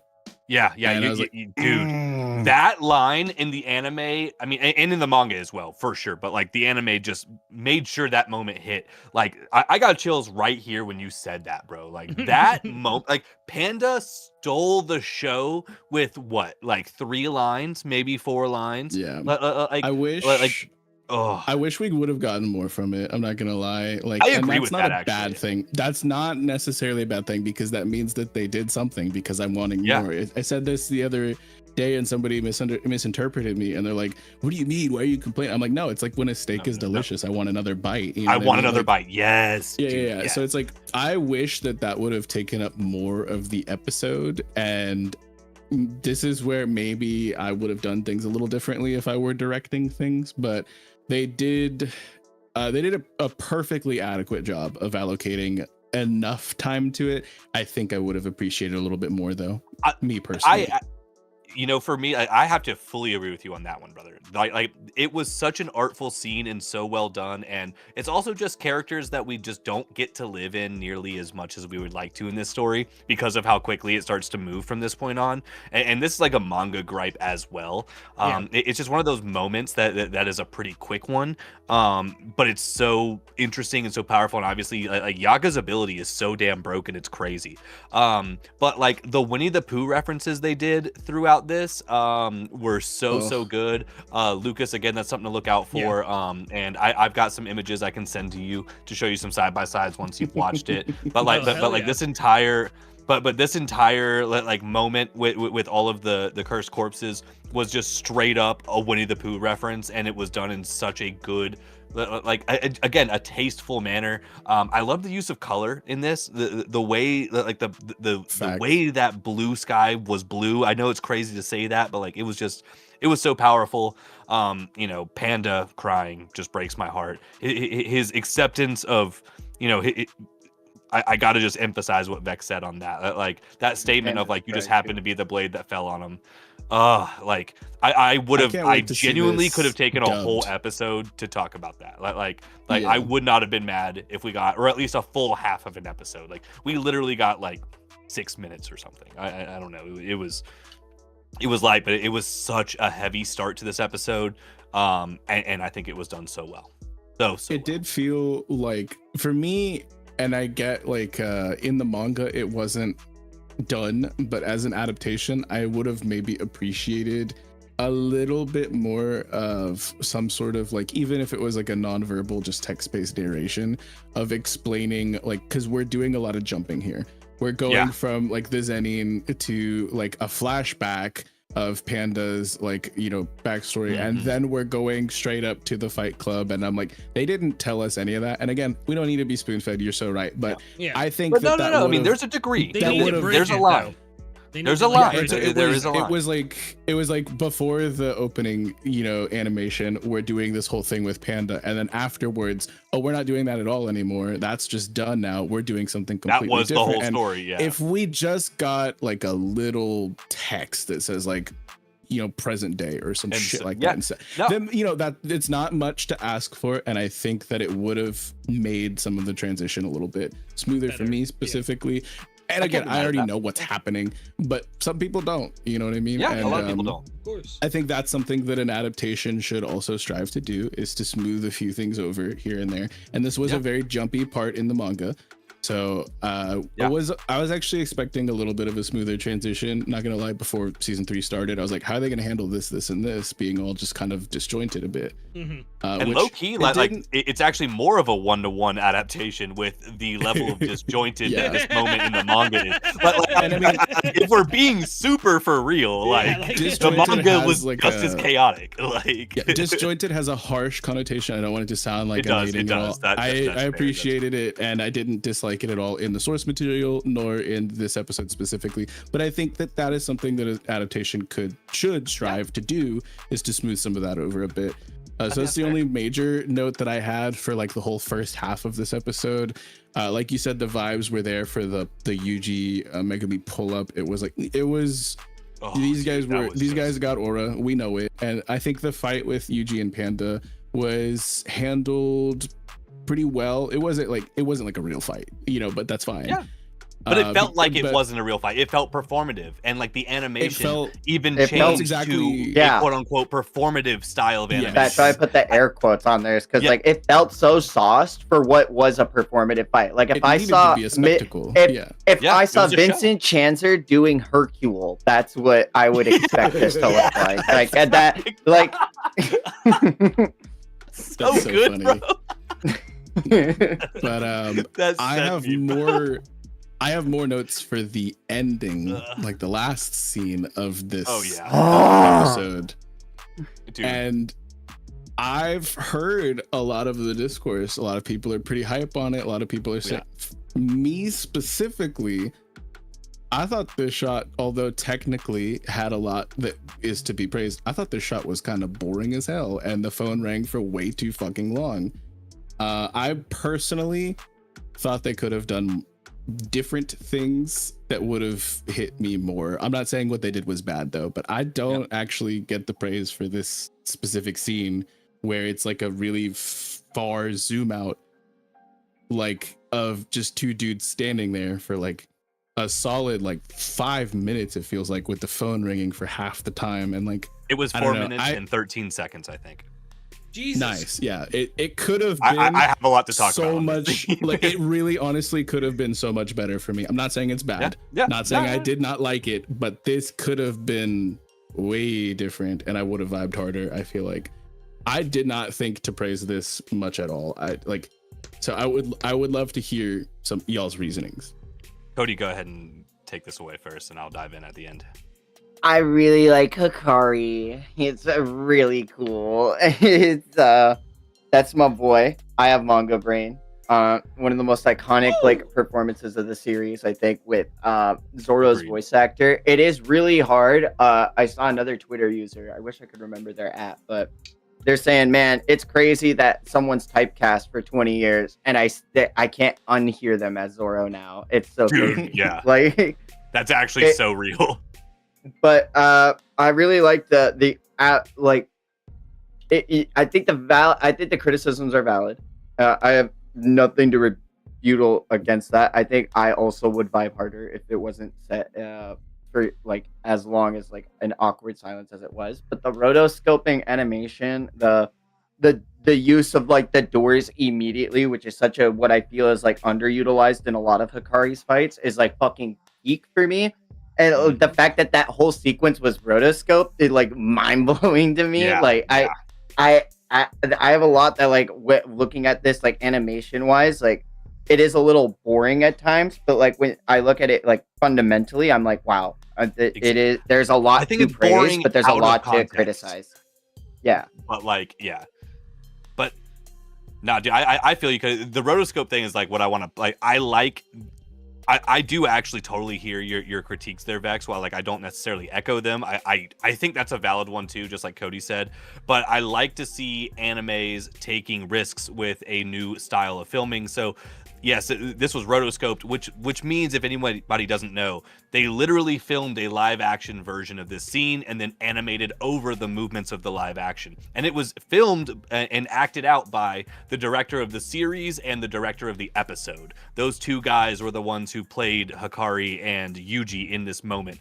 And like the 4 minutes and 11 seconds of it, the way I looked at this, and what made it so impactful for me in general, is the setup of the whole episode. The entire episode, and honestly this entire season on a low-key manner, has been just hyping Hikari to no end. I mean, obviously with like the moment that Yuta says that, you know, he's stronger than me, and Maki's like, baby girl, don't you ever disrespect yourself like that. From season one, like when Gojo's like, we have to foster the next generation, Akotsu and Hikari, like they're in the same vein. And Gojo even making references of like, we don't have to worry about Hikari, he'll be fine, kind of, you know, like because he's like that, you know what I'm saying? So Hikari is like especially as an anime only, but also manga wise, like at this point, leading up to like the moment they're walking up to the door to like finally walk in the room, and even with like Kirara's ability of like making it to where like, you know, you never get closer to the object, like so crazy. I think the rotoscope thing was so cool as an artsy thing, but my reasoning for liking the 4 minutes of awkward uncomfortableness, like that's the point. Like, sit in this and be as uncomfortable as Yuji probably is trying to lie his way through this, and being an idiot, being like, Gojo, who the fuck is Gojo? Like, Yuji, come on, brother, come on. But I like that this entire episode made a point that the manga didn't, to hide Hikari until the moment he like headbutts Yuji. And like we like literally like the very last moment of this episode is the first time we get a high definition full visual of what Hikari looks like. So as an anime only, the use of like the Hikari hype tools all the way through this has been immaculate. Every scene, like even when we see Kirara like running her finger like up his neck, like the top half of his head is shaded, and like Vex was even talking about this like as an issue with us trying to figure out our thumbnail and everything. You know, like we were trying to figure out a good thumbnail, but like that was the point of the direction of this episode, to keep Hikari as enigmatic as they possibly can until the very last second of this episode. And because of that, I applaud the last 4 minutes and 11 seconds of this. The phone ringing and the chaos that like built inside me of like, holy shit, like the phone is still ringing. Like, are we not going to answer? I mean, like, but this felt like for me a very Quentin Tarantino moment, which obviously this season is heavily referencing his direction, but he does that all the time. Like if you think of like the scene in Inglourious Bastards, when like I think it's the opening scene when dude is knocking on that person's house and he's hiding some people under his floorboards, and like we're just sitting at that table with them, and it's just awkwardly long moments of just insane pressure and anxiety. I think that's what this scene did masterfully, and I could not have been happier with it because of how uncomfortable I was for like the entirety of that scene. I'm blown away. I'm truly blown away. Yeah, it made me feel something, and that's the thing. Whether that feel something is like a good feeling or a bad feeling or something in between, I felt the discomfort that Yuji was feeling in that moment, or just the stress that all of our main characters are worried about in that Gojo moment. who? Yeah, Gojo who? My brother in Christ. What are you doing? No, Yeah, I I thought it get was that sick. they wanted you to stew in it a bit, and like I kudos to that because like I said, but I just feel like it could have legitimately been so like that time could have been allocated to other things, and they still could have hit, in my opinion, just as hard by just having a few different directorial choices. And so, like, again, I don't dislike I'm not it, mad at that call. but I'm not mad at I the call. feel like it's not a call I would have made. Yeah. And again, you know, I'm not getting paid the big bucks to do all this shit, so obviously, like, they know what they're doing. But like, again, it's just it's something that I definitely did not feel needed to go exactly the way that it did. It's an interesting choice, and I get what you're saying. Like, I definitely understand like that uncomfortability element and whatnot, but it just a part of it just feels like when you have runtime, you have animators that are getting paid by the episode, and you have all these different like, you know, things to consider when runtime is brought up, and that is a astronomical amount of time for a single shot to take place. You know what I mean? My only other argument against it is, look, the animators and Mappa is taking a gamble on this ridiculous scene, filming it in a ridiculous manner, and he's a gambling man. That's a fucking reach. That's a total reach. But I have to say, he's got manga brain. Hey. No, Bex, I think that's valid, bro. I'm not mad at your take for that, brother. Like and especially with how we started this, of like, I would have liked more time with Yaga and all of that. That is time that we could have gotten with them, and instead was chosen to do this very odd scene, you know, at the minimum. So I respect the take, bro. I'm not mad at it. I liked it, but I think that is a super valid criticism. Apparently, and to get everyone super hyped, the GOAT is going to make their debut next episode. Waffle Shimo. I mean Kashimo. Oh my god. That slender's never dying, yo. Hand arrow wicker basket technique, biatch. Yeah, I just, my main thing is that I'm just like really hoping that I am less lukewarm about some of the things to come, like, because that's kind of where I've been landing on a lot of things this season so far. Not everything, but and again, I can't really pick out a solid negative, like something that I legitimately did not like. There are just things that I feel like I could have liked a lot more, and so like that's my main concern for getting into what we're getting into, especially because this is a part one. And I'm hoping that they don't just allocate all of the gas to just the fights, because with the Maki stuff and whatnot, which we've talked about already, like, I don't think that I got as much from that fight, because for me that was meant to be more emotional and it was pure hype, but I didn't really get any of that emotion carried through for me.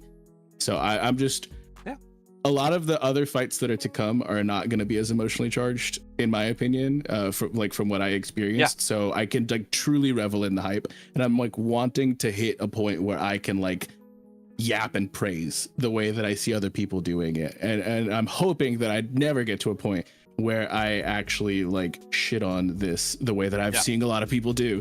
But so like I'm fine staying lukewarm for now. I hope that I get hype though soon, like truly hype.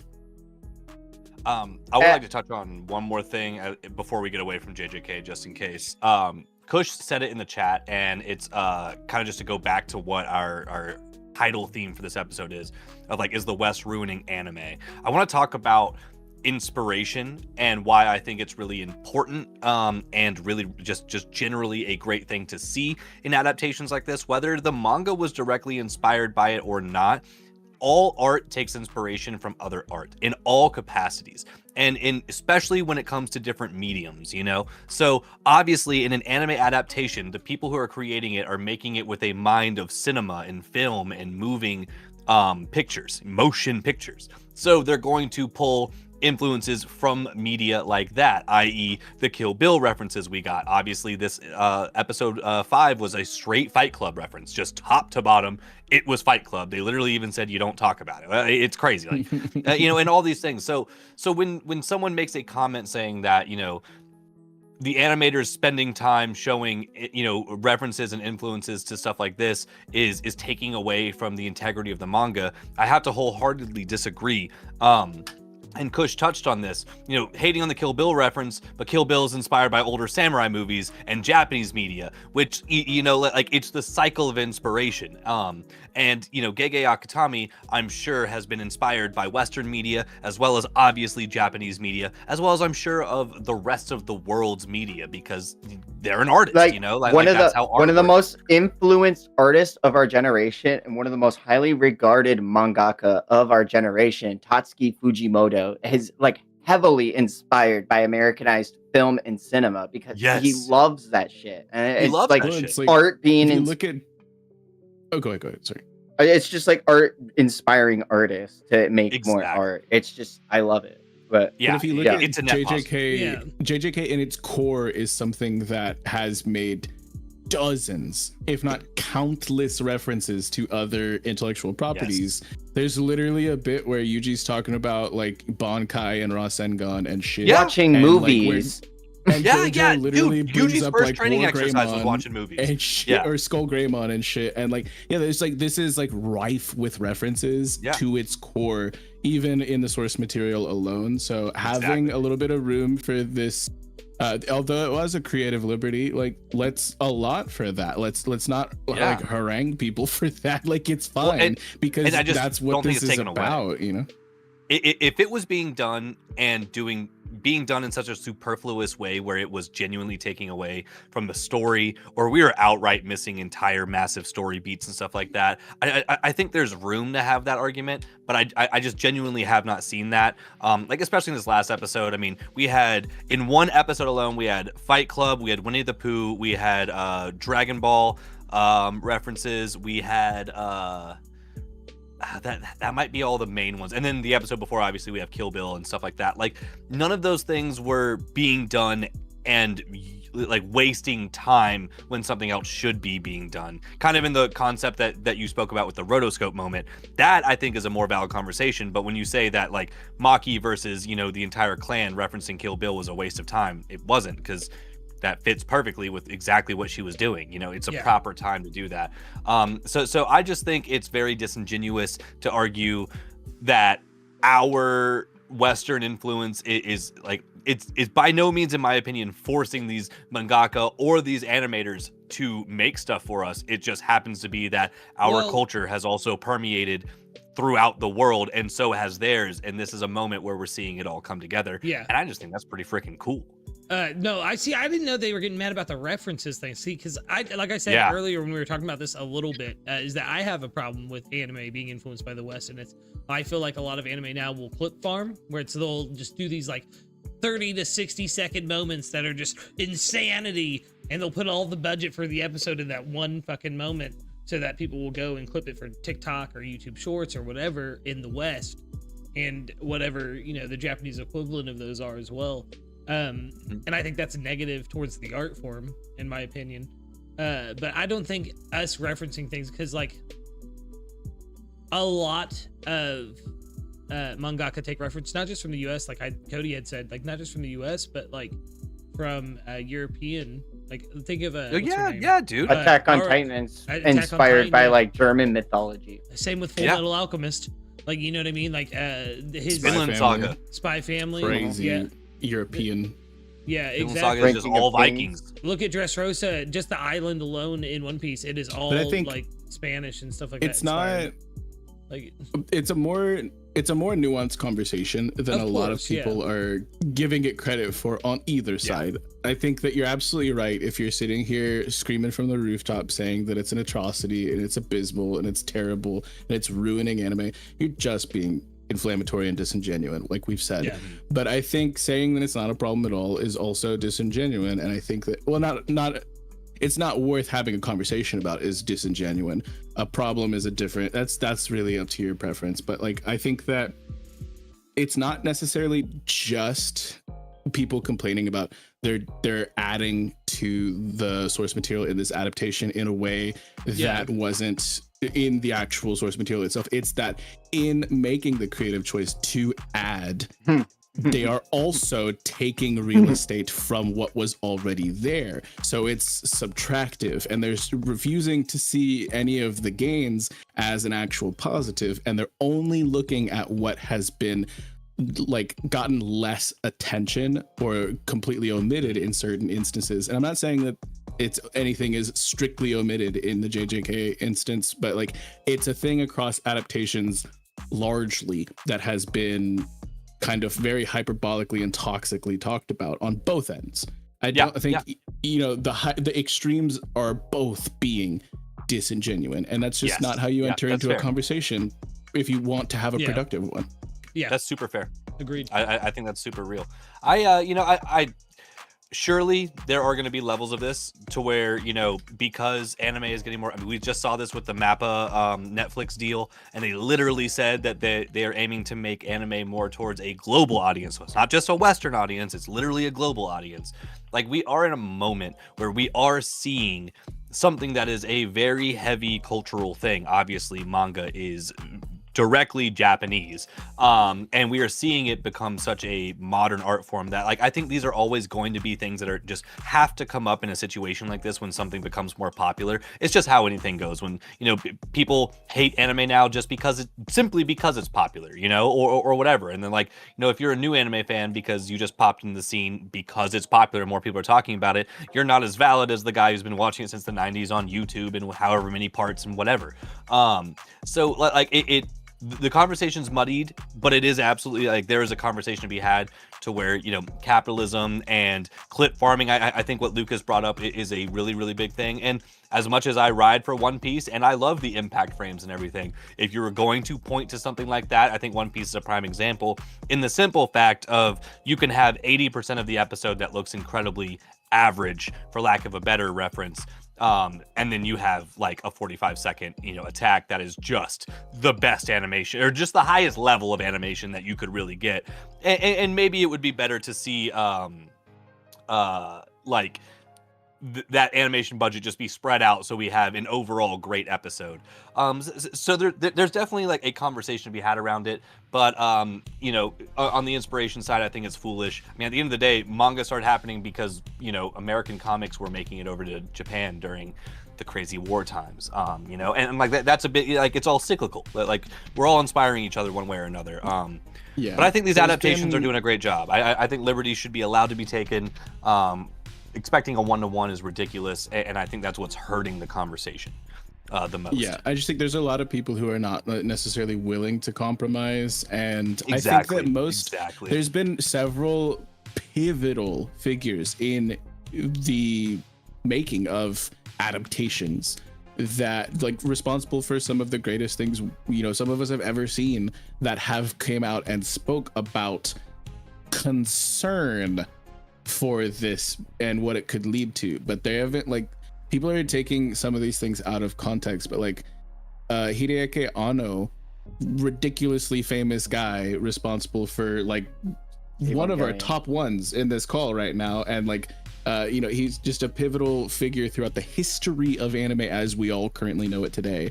And he had said that we should not create anime specifically for Western audiences. That does not mean we can't include a little bit of compromise here and there. It's just he's saying that, like, and like there's the creator or the director for Freiren season 1 had also said that we should be weary of things, and that it could lead to a more watered down experience if we like overly adapt and things like that, and things becoming very trendy and mainstream. That is not a full testimony against what is happening right now. It is just a warning for what could be down the line.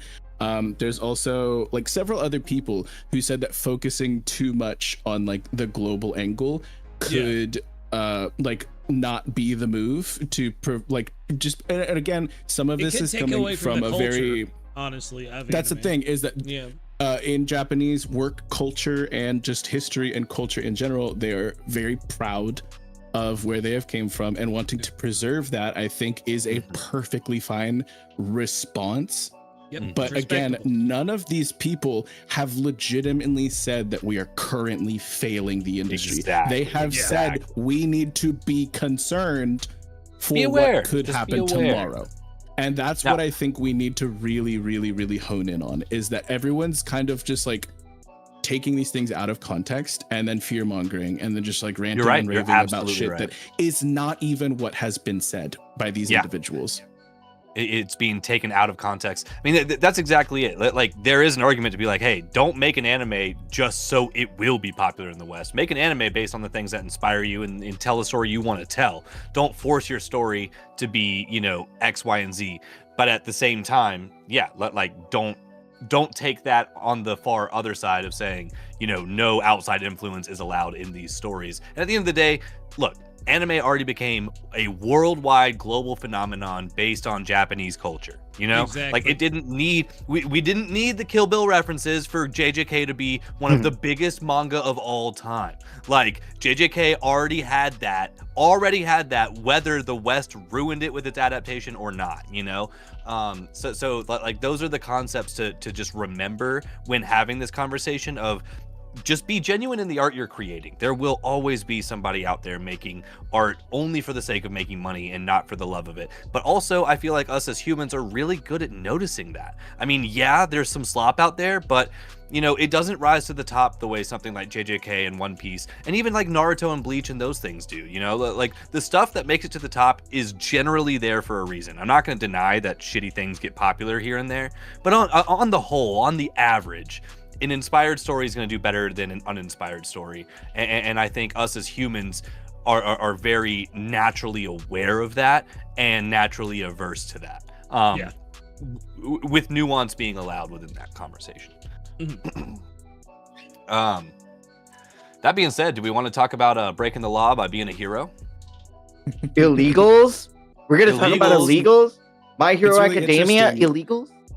It's really interesting Ilegales? because Vigilantes and My Hero in general is taking a full-on stab at something that has been extremely popularized in the West and taking like their approach at it. And so literally a prime segue. example.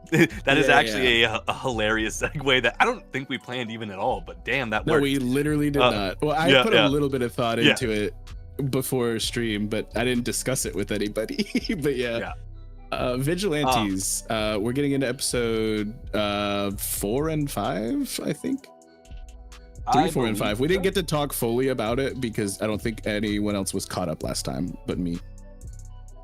I think I was one episode behind last time, and now I'm one episode behind this time. Yeah, so I haven't seen 5, but I have seen episode 4 now.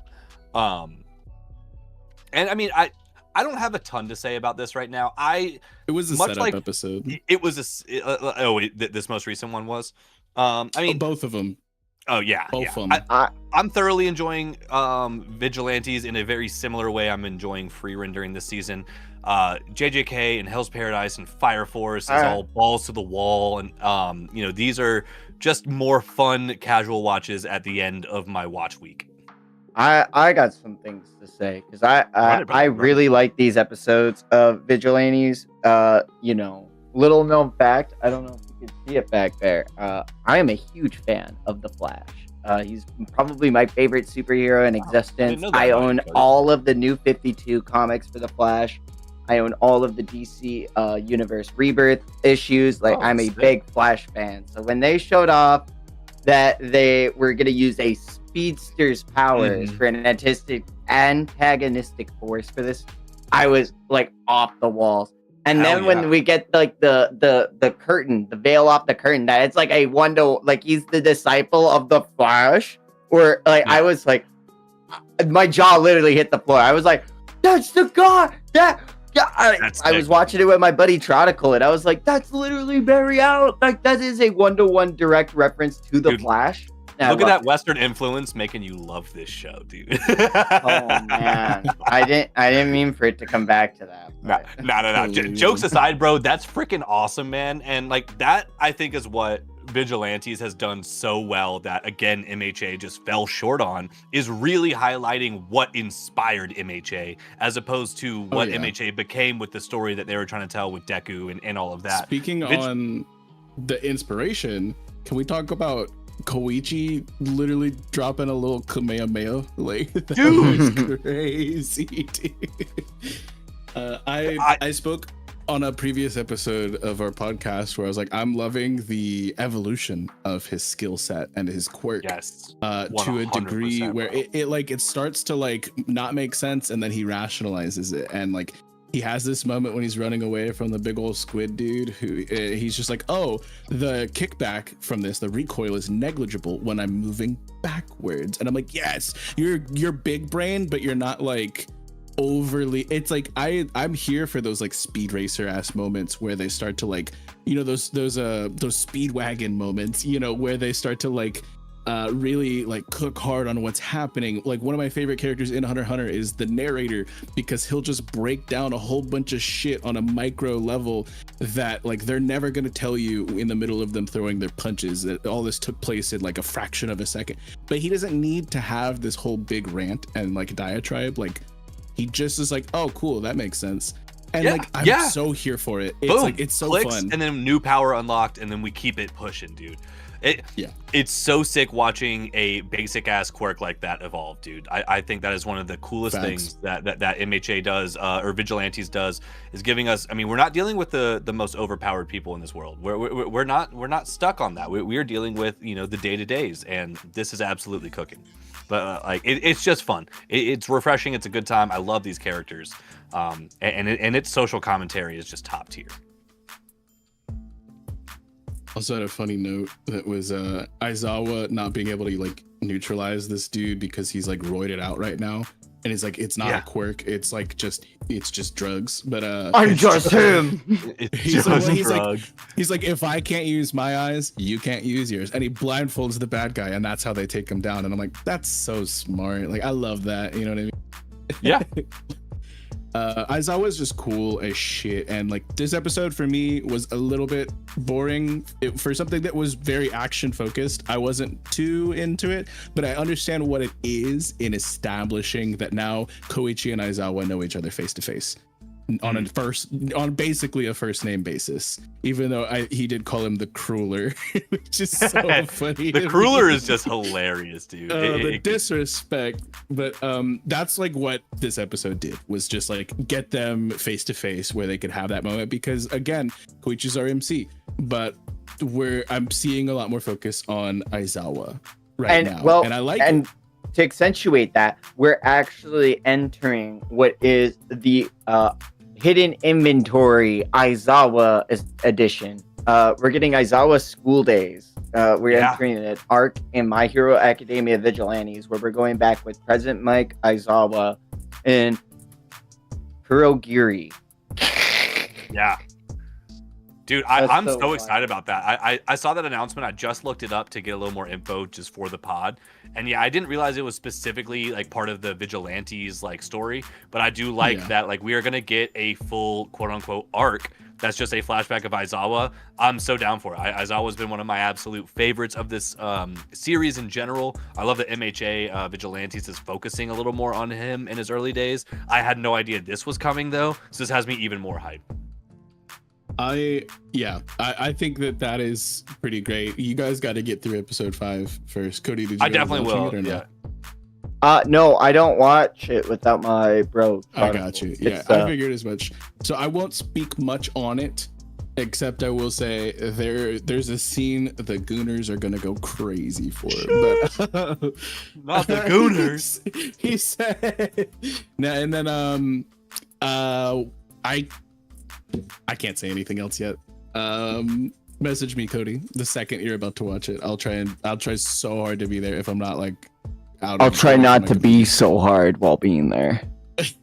No, this episode, I think this episode 5, I really don't want to say too much, but this is where I truly kind of had like a we're so back kind of, which I don't really think that I've had in any of the first 4 episodes for Vigilantes.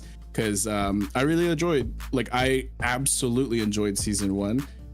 Have not been so much I still like it, but it's also just being aired next to such freaking gas. But I don't think that matters.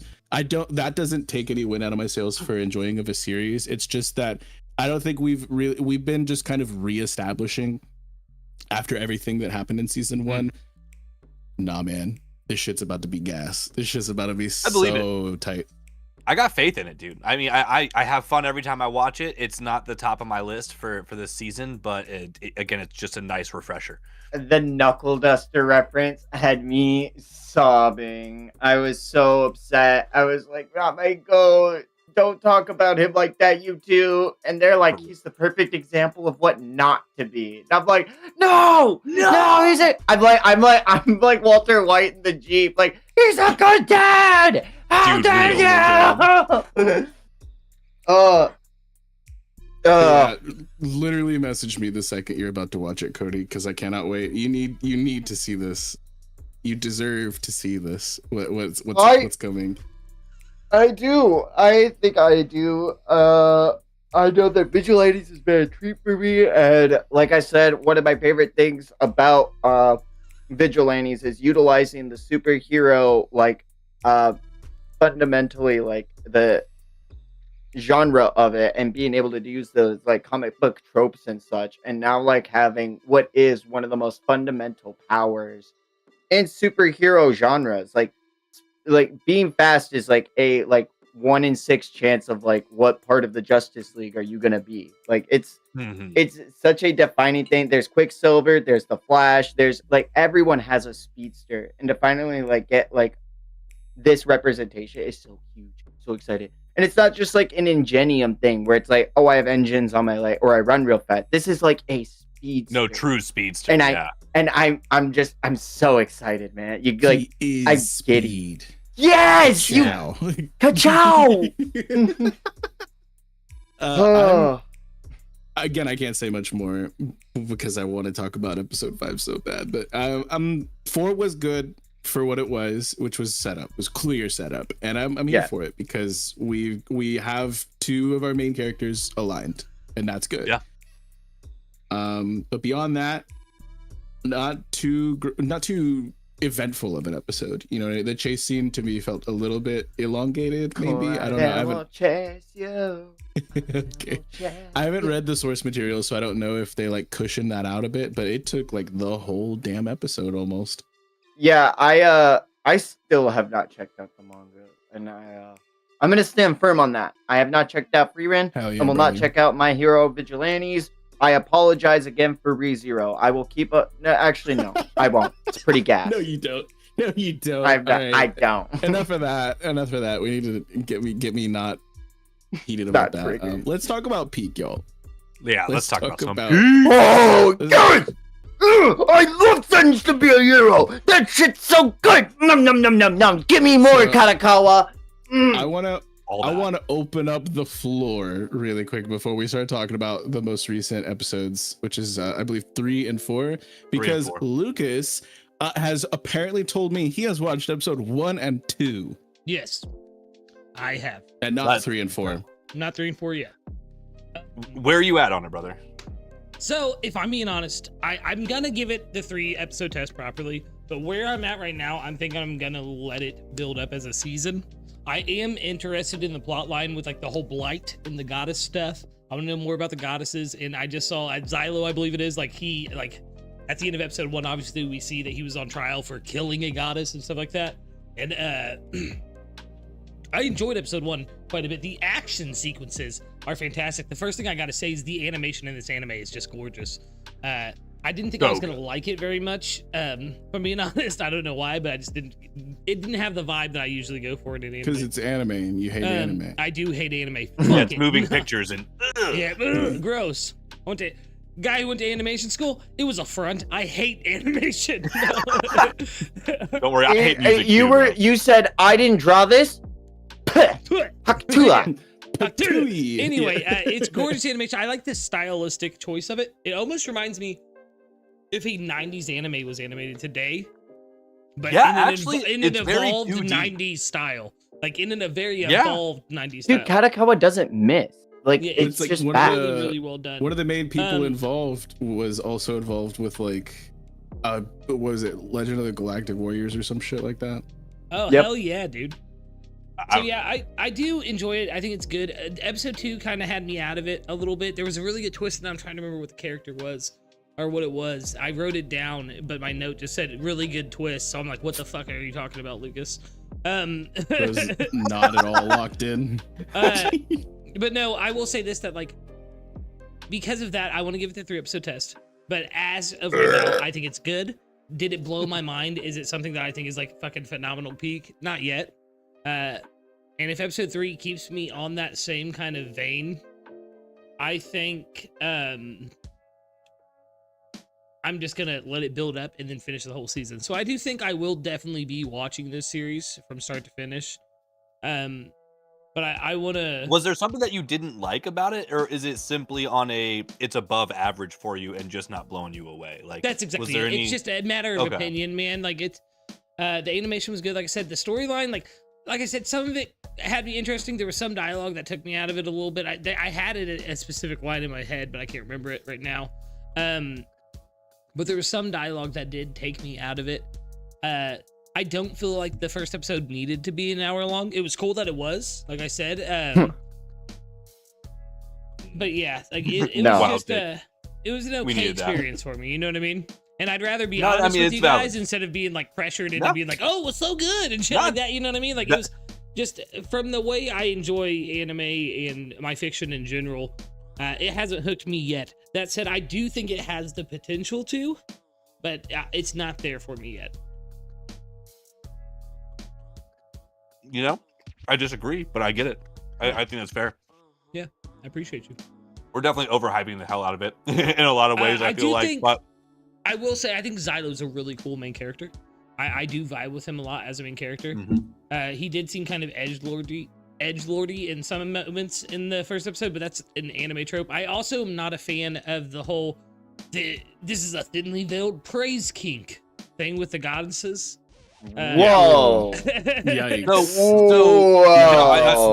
That is. I do want to talk about crazy. That because, like, I mentioned this after the very first episode. I genuinely said I was like the biggest thing that I was worried about was this goddess like relationship that she has with Xylo because it toted the line, especially in episode 1. Episode 1, like you don't get enough time for you to really understand.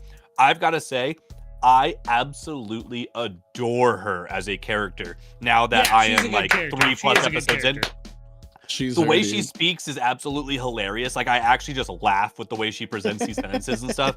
I think the anime is doing a great job of handling this respectfully. Like they're not sexualizing her at all. They're not wild in the manga, if I'm being honest, from like what I was watching. Maybe not by much, but like a little. I have no idea. I can't speak on the manga or the source material at all. I think that's very pessimistic. Yeah, I don't think that's like got like a lot of ground to stand on based off what we've seen. She went from a character that I was the most worried about in episode 1 to possibly, well, actually no, she's definitely not my favorite character, but somebody I thoroughly enjoy every time she's on screen. Yeah. The king is by far my favorite character. He is a whoa, Tatsuya? Or excuse? Oh. No, not Tatsuya. I bang with Tatsuya. No, that's my fucking goat. Are you kidding me? Monkey. Good on you. I love them both, bro. Yeah, they're both sick, dude. Like, what a crazy situation, dude. Tatsuya, I have to say this. Tatsuya is top 5. Top 5 what? Protagonist. Top 5 what kind of protagonist? You all know. I knew exactly what you were going to say. Dude, the moment they said it in the episode, I was like, oh, Cody's going to lose his mind. We got Subaru. That's crazy. Well, they also specifically called Terita a useless goddess, and I'm like, oh, we got Aqua and Subaru. Oh, Aqua and Subaru. Pink. Wild. Like, oh my god. I don't even like Konosuba.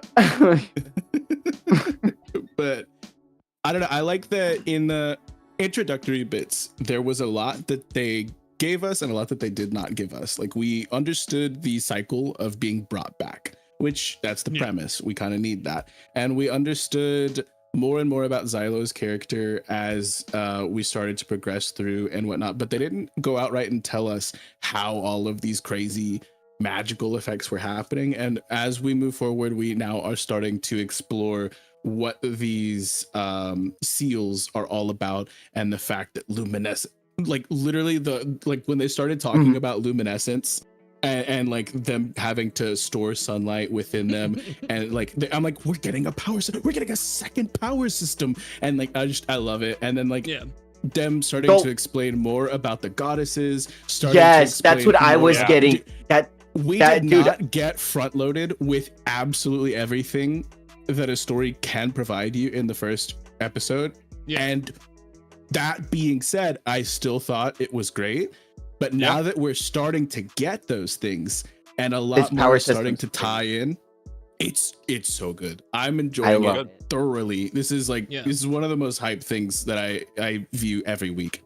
I stay weekly with this, and I even watch it on my own, because normally I'll be like, I'll wait for Vex or one of the boys to watch anime with, because I like to watch shows with the boys. It's a fun time. Of course. But this shit, it drops. It's already on. Like, there's no waiting. There's nothing you all can do to stop me. Like, I fucking absolutely love this show. And I will not be, if there is a manga for it, I might be a little dissuaded after what Lucas told. I'm kidding, but there is a manga for it, allegedly. I don't know if I want to check it out because of how good this adaptation has been. I agree. This is another one that I'm personally just not even interested in checking it out. I'd like to see what the art's like, maybe, but I don't want. But like the dub is so good too. Like, I can't stress that enough. Voice acting is like 10 out of 10. Like, the voice acting was really good. Episode 3, the Tatsuya, and not only Tatsuya, but the prince, or not the prince, the king. Sorry, I'm about to say, his true regal title. Put some respect on his name. Am I not addressing and formally apologizing right now? I said sorry. my top one, but the voice acting, Tatsuya. Dude, Tatsuya actually so fucking goated. And like I was saying while we were watching the episode, Vex, because it was freezing on us, but I was like, dog, this guy's literally going Luffy mode. This is crazy. Like, it was so insane. Like, I don't want to get too into it. I don't want to spoil Lucas, but it's also so hard for me to not want to like talk about this shit with y'all because it's so goated. Like, understanding the consequence of the cycle of like life and rebirth and whatnot, I was so ridiculously nervous. And like, that's literally a note that I wrote. I'm like, man, I fucking love Norgal. And this is a note I had in episode 2, so it's not like a spoiler or anything, but like, I will be getting into some spoiler territory for those of you like Lucas who have not experienced the most recent 2 episodes. But my note was like, man, I fucking adore Norgal, and if anything happens to him, I will rage. I will absolutely rage.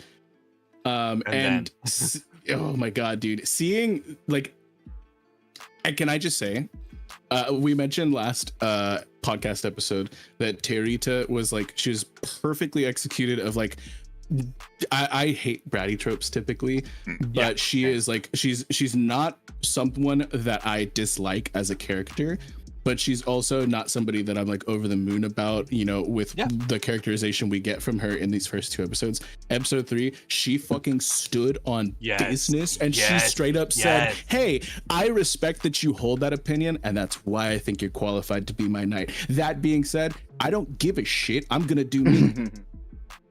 And that way, you can't blame me if I'm making my own choices, because I choose to do that. It's like, all right, if you want me to do what I want to do, then this is what I want to do. So I love that. That kind of character trope is like one of my favorite in like, not a tsundere, but like almost like a playful, like, I'm a little anarchist. I'm not gonna listen to you. If you do not want me to do this, I'm gonna find my own way to do it, and you're gonna like it. That's just it. I love Terita. From episode 1, she's been an absolute go. In the most recent episode, can we talk about the con man? Dude, Vex. Oh, I was literally thinking of William. Venetum is just somebody who I have just could not stand. I played him. As far as his characterization up until episode 4, I was like, fuck this guy. I hate him. we're out here in the trenches. We're out here putting our lives on the line. We're out here doing fighting the good fight, and he's just there in a tavern barking orders through some fucking communication system. And went, no, he's actually so cool. And like, holy shit, did he get such a crazy good characterization in episode 4? Absolutely goated. I've played a character like that in D&D, like having to tell your way and like use your charisma checks to work your way up, and like it's so much fun. I like there's every aspect you could ever want in all of these heroes, and it's really interesting that the reason he got sentenced is because he told the truth about demons infiltrating the church, which is taking out demons, but they didn't give him a fair trial like they gave Xylo, which makes me believe, oh damn, this is a demon giving him the trial, and being like, nah, dude, you got to. I called it. Oh, and I called this shit. I literally kept my notes. I was just like, yo, there's like snakes in the grass. I cannot stand by the temple or anything that they do or anything that they say. And like, I think that I literally wrote it down when I was in the middle of episode 3. I was like, I think they're probably responsible for the perpetuating the demon blight. That is like engineering the circumstance to keep them poised and lavish. And then we get episode 4 and I'm just like, bruh. Dude, with the new lore that episode 4 had, my brain was going on full overdrive, and I was like, what if the church is perpetuating in tune with the demons, like perpetuating demons to keep being born because they're looking for a specific goddess in order to reshape the world in like the image they want. And so they're just making more and more demons in order to like match up with the different goddess until they get that one they're looking for. For what purpose it could be? But like Fire Force, them creating the Infernals just to go, take them out and continue, sowing chaos in this world. But they have to make their Amaterasu in that way. They're looking for a god they're looking for that one, and they don't care how many demons they've made. Yeah, it mentioned 3 more of the goddesses, and we got some. I love talking about we got such a crazy lore dump. Just understanding more about how the goddesses came to be, what their purpose is, and like what their powers are. But we understand now that the 9th goddess is dealing in poisons, which is crazy because that's such a broad term. Terita, I believe, is the 13th, and she's the sword goddess. So we've known that. But then it also mentions an advisor goddess, who I believe is the 3rd. And she is supposedly, I think that's the one who they mentioned is able to see into the future, which is crazy. And so if that is the person pulling the strings, because they did mention that the advisor had told them to do X and Y. And so I'm thinking that it's one goddess who is like aiming to go even higher and using these foot soldiers and these people as their pawns. So I'm thinking that there is one evil goddess above all the rest. I think that's a good pull.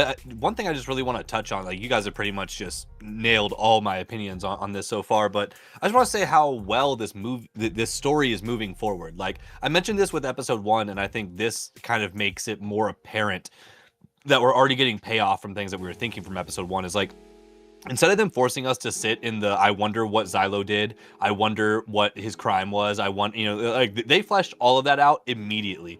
And then now you're really seeing that, hey, yeah, there is absolutely way more corruption in this than even what was on the surface level on episode 1. I think that is a fantastic, just refreshing thing to see in shonen like this. I love that we're finally really just getting stories that move.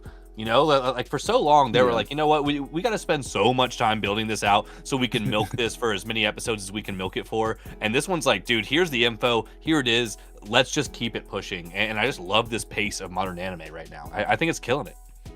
Hell yeah. I only had 2 other notes, and they're both kind of funny, so I'll just share them real quick. But I could yap about this forever, obviously, but I only had 2 other major notes that I had, and one of them is oh no, I can't believe they made Xylo a performative male. Because he's reading this book in front of Terita, and she's like, oh, what's that? And he's like, you probably wouldn't have heard of it. Yeah, you wouldn't have heard of it. Get this man some matcha. Holy shit. But the other note was I wrote, he said the thing. because it's just what a perfect way to end Vanitim's flashback in episode 4. Like, just legitimately saying the thing. Like, finally, like that moment hit. Like, it could be really, really easily cheesy and like contrived and stuff. Like, nah, that shit fucking hit. Like, when we were sitting in it, and like, again, this is like such a subversion because like I never wanted to like Vanitim. Obviously there was the capacity, but I was never eager for that. And then getting what we got from him and like that huge curtain drop, and then just like boom, they say the thing, and I'm like, what a fucking great conclusion! What a phenomenal first 4 episodes, you know? Yeah, I'm stoked. Another one I look forward to. Like, I mean, I'm looking forward to all of this stuff, but like, this is high on my list every week, and I love that we get to start off on Thursdays. This and JJK on Thursdays is crazy. It's so crazy, bro. Absolutely stacked. And speaking of anything else you wanted to say? Speaking of the day after Thursdays, Friday, i.e. Fire Force Friday, also a good time for you to take a piss. Dude, Fire Force is going insane, bro. Fire Force is going so insane. As somebody who hasn't read the manga, and I know I'm sitting here with 2 people who have read it all, and relatively recently on your side, Vex. God, dude. Holy shit. I read it when it was finishing. Cody's more recent. Oh, Cody's the recent one? That's my bad. That's my bad then. No, you're all good. You're all good. But dude, the twist in this episode had me flipping the table, bro. This was genuinely a fucking moment. Like, this shit is so crazy, dude. The 8th pillar showing up, like, again, going back to pacing, kind of like what we talked about with Sense Be Hero. For an anime only person who may or may not know like what they're missing as far as what is being like covered in the manga, this is like ridiculously fast paced, but in a fantastic way. I'm not mad at any of it. I think it's covering all the bases as someone who doesn't know what's about to happen. The rate at which we're moving. This episode was just absolutely crazy, and it obviously like did a big setup moment for like what's about to happen, and the way they twisted everything into like Sho pulling up with Shinra and being like, nah, like, you're a hero, and Shinra having the whole moment where he's even being perceived as a hero. Again, like, the reality warping things are just literal freaking peak to me. But then in this moment where Shinra just saved everybody, that was their goal, of course, which I like. This was obvious. Like, I could tell from, you know, like probably 2 episodes back that like them destroying these pillars was kind of too easy, and obviously kind of what they wanted, you know, that they were being goaded into this. And sure enough, like, the moment he destroys this pillar or this Titan, you know, everyone sees him, or like they made this Titan look like, I guess, like the Pope for all intents and purposes. I don't know what, like, the Messiah, yeah. He's for the all guy. Intents and purposes, what you know about him is that's the man who wrote the scriptures. That's the man who sparked Amaterasu. That is him.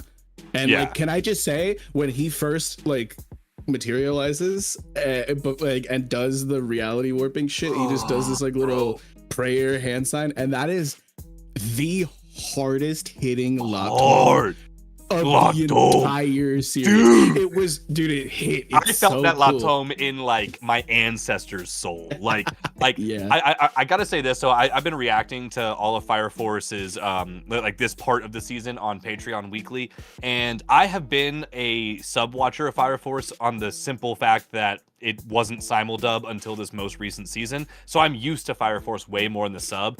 And for Patreon's sake and reaction's sake, I have been doing most of this season, well, all of this season in dub until this most recent episode. And I am so freaking happy I switched. I don't like the dub for Fire Force, if we're being totally honest. Benny Maru's voice actor really hurts my feelings, which I think was probably my biggest issue, because I just love Benny Maru so much.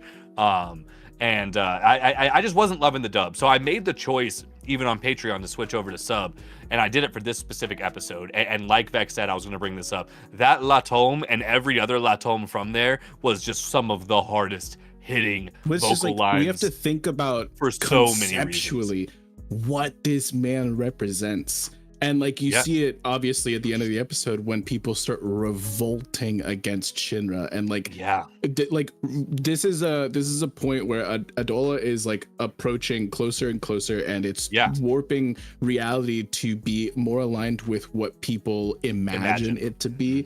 And this is literally their messiah. Imagination. But this is there is nobody above this man in public regard. Yeah.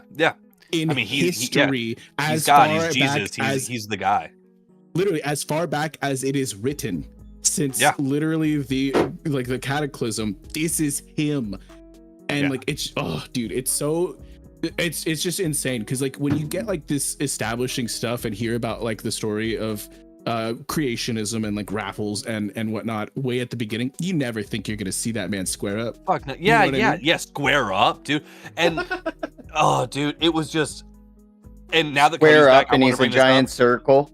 Cody, amazing. Cody, what about tell me this episode did not have direct Evangelion references, like the tanks driving up on the side of the mountain preparing to shoot at him. Like, I'm not talking about the Titans coming out, but like that scene where all the tanks come through. I don't know if you've watched the episode yet or not. I haven't. I'm one behind. Brother, I know, brother. But please, I'm busy. Dude, please. I know. But like, so for you, there are multiple scenes that are like, I'm talking 1-to-1 cuts from Evangelion when they're lining up all the tanks on the side of the mountain before that one angel just obliterates the whole damn mountain. Like they do that in this, so and good.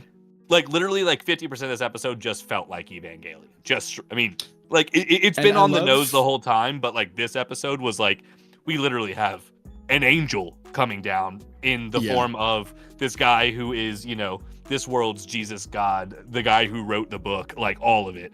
And then we have to take that down because it's here to kill everybody. But then also in doing that, that was their plan all along, to ruin Shinra's, like, you know, image on everybody else. Oh, dude, they're weaponizing I was faith. Screaming, dude. They're weaponizing perception, the way that you view something as just this constant, as this rule of reality is now bending and warping and being used against the main characters. And I'm just like, I absolutely love how Okubo illustrated like all of these events, and just it is one of my favorite like great setups to like a full climax that I've ever seen in manga. And although I don't think that Fire Force is objectively the best manga ever, it's in my conversation for top 10 of all time, brother, because of the things that it accomplishes as a story. And in such a little amount of time comparatively to other stories that I have in a similarly high regard. And it's just so phenomenally done. And just seeing the sky partially transform and seeing the like stars and when the unit pulls up and the second unit's just like, oh, you're the traitors, and they're like, we don't have time for your bullshit right now, dude. Like get your head out of your ass. And then Juggernaut's just like standing on business. He's like, I got your back, Shinra. And Shinra's like, Shinra, you need some help. No, Shinra goes, I don't need it. I don't need it anymore. Dude. I can reach light speed on my own. Like, dude, Cracked. Everything you just said, brother. Like this episode, like I recorded it, like arguably one of my favorite things I've recorded for Patreon, and I'm so fucking happy I recorded this one. I'm not trying to do shameless plugs, I swear. This was just like a moment that I'm gonna rewatch myself watching because this was so much fun. Like I looked at my girlfriend after this episode and I was like, Fire Force is a top 10 anime for me. I like unless they just fucking fumble this tail end, which I just genuinely can't imagine at this point. Like this is a top 10 anime. Like this just, and I also want to say with this episode, I think the sound design is back. Like I'm listening in these like studio headphones generally when I'm watching these, and like the heavy hits of these explosions, I think the sound design might genuinely be back, or at least incredibly close to what we were getting in season 2 versus the first half of season 3. I didn't like the build up for the Honda shot or whatever, and I wasn't blown away by it. You know what I mean? And I wasn't blown away. I'm actually a little annoyed at the sound effect they use for Fairy or whatever. Okay, yeah. But it's like it's fine. The rest of it was peak, like you were saying. So I think we're getting closer to where we were, which is great. Yeah, you know, exactly. But I again didn't take a huge issue with part 1 of season 3, but it does feel like a step up. It definitely does in this episode. Exactly. But part 1 wasn't like deal breaker bad, but like just no matter how you cut it, like Fire Force is one of the anime with the possibly the single best sound design for explosions in anime, and it definitely took a dip in the first half of season 3, and we are much closer to what I came to know and love in that. But yeah, dude, this tail end is just the payoff is so real, and you know we haven't talked about yet, but like even the Shinra being Jesus thing, as a non-religious person, I love how they're handling this. Like I think this is just such an incredibly good meta commentary on religion, going back to what we talked about in the very beginning you ain't ready, of boy. this podcast. Oh, dude, I'm sure. Nah, man. I mean, like, it's funny that I'm gonna see Jesus twice in an anime in the same year. Like, it's absolutely insane. That is. Oh yeah, because so Steel Ball Run too, right? Same studio. Like, holy shit. Let's be real though, we're not getting that far in 2026, right? We'll talk about that later, maybe. But not in the big 2-6. But I think, I don't know. Netflix so has let me down. You're so right that I'm not a religious person either, but I understand obviously what is being established, and completely removing any IRL faith and just looking at the reality that we're working with within the post-cataclysm world of Fire Force. I think that it's so interesting because conceptually that lingers from pre-cataclysm, but it has been warped to be this newfangled philosophy in this other way in which that they're like demonizing him even. And I'm like, that is so fucking perfect and so meta because it's I have to remove my preconceptions because I live in the pre-cataclysm world. Exactly. It's so cool. It's literally so freaking cool, man. Like, Okubo's a genius. He's a genius. And like I had this conversation, and please, I'm not trying to offend anybody, but like the Jesus conversation as far as parallels in a lot of media is a bit tired at this point, I feel like, in a lot of ways, on the simple fact You're not that wrong. The conversation is not being had in a new, fresh way until now. Like, this is, for me, the way to have the Jesus conversation in a new angle with a new take on it, without it just being another rehashing of a story that we just all already know so well. Like, just like Vex said, the fact that the pre-current timeline Fire Force world is just the world we live in right now, and like the things that many of us believed or imagined to be true are affecting the timeline that is the current Fire Force timeline, is just the most meta thing ever in such a clean way. Like, it's not even overcomplicated.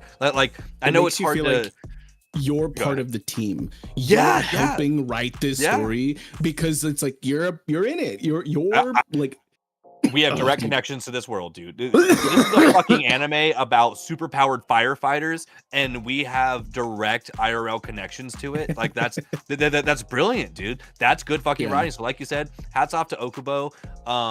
Bro, you're doing it. You know, like I'm happy seeing what Shade was saying in the chat, that like the back 100 chapters or whatever of Fire Force really kind of brought it back for him. Personally, I've been a huge fan of Fire Force this whole time. By no means was it like a top 10 conversation for me until this back half of season 3.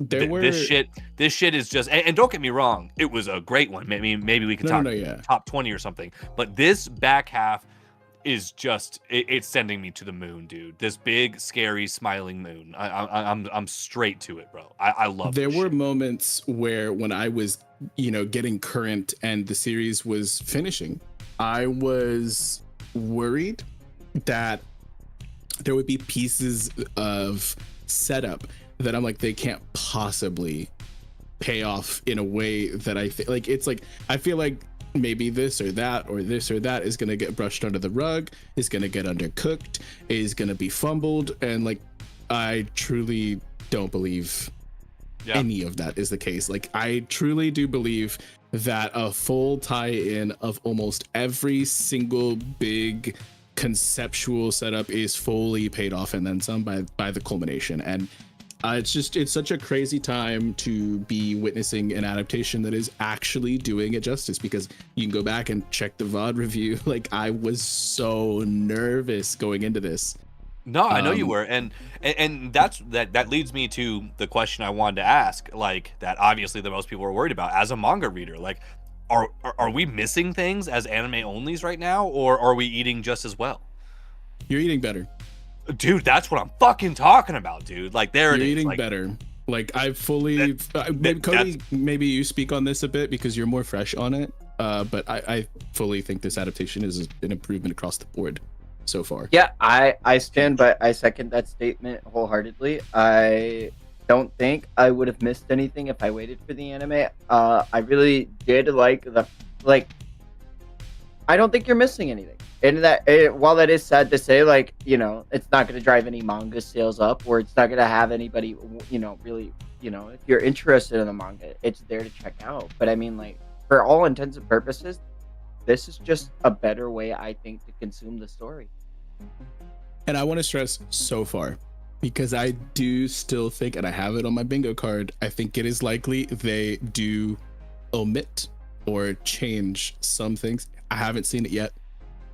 All of the things I was worried about, I haven't seen it yet. So hey, dude, I'm happy about that, bro. I was worried, just understanding how pacing works and adaptations work. You know, 88 chapters and 13 episodes is a crazy feat, and we're on average doing 7 to 9 chapters an episode right now, I think. It's like a volume per. Oh yeah, like, it's crazy. Which is crazy, actually. Yeah, when you put it in that context, a whole freaking volume of manga per episode is wild.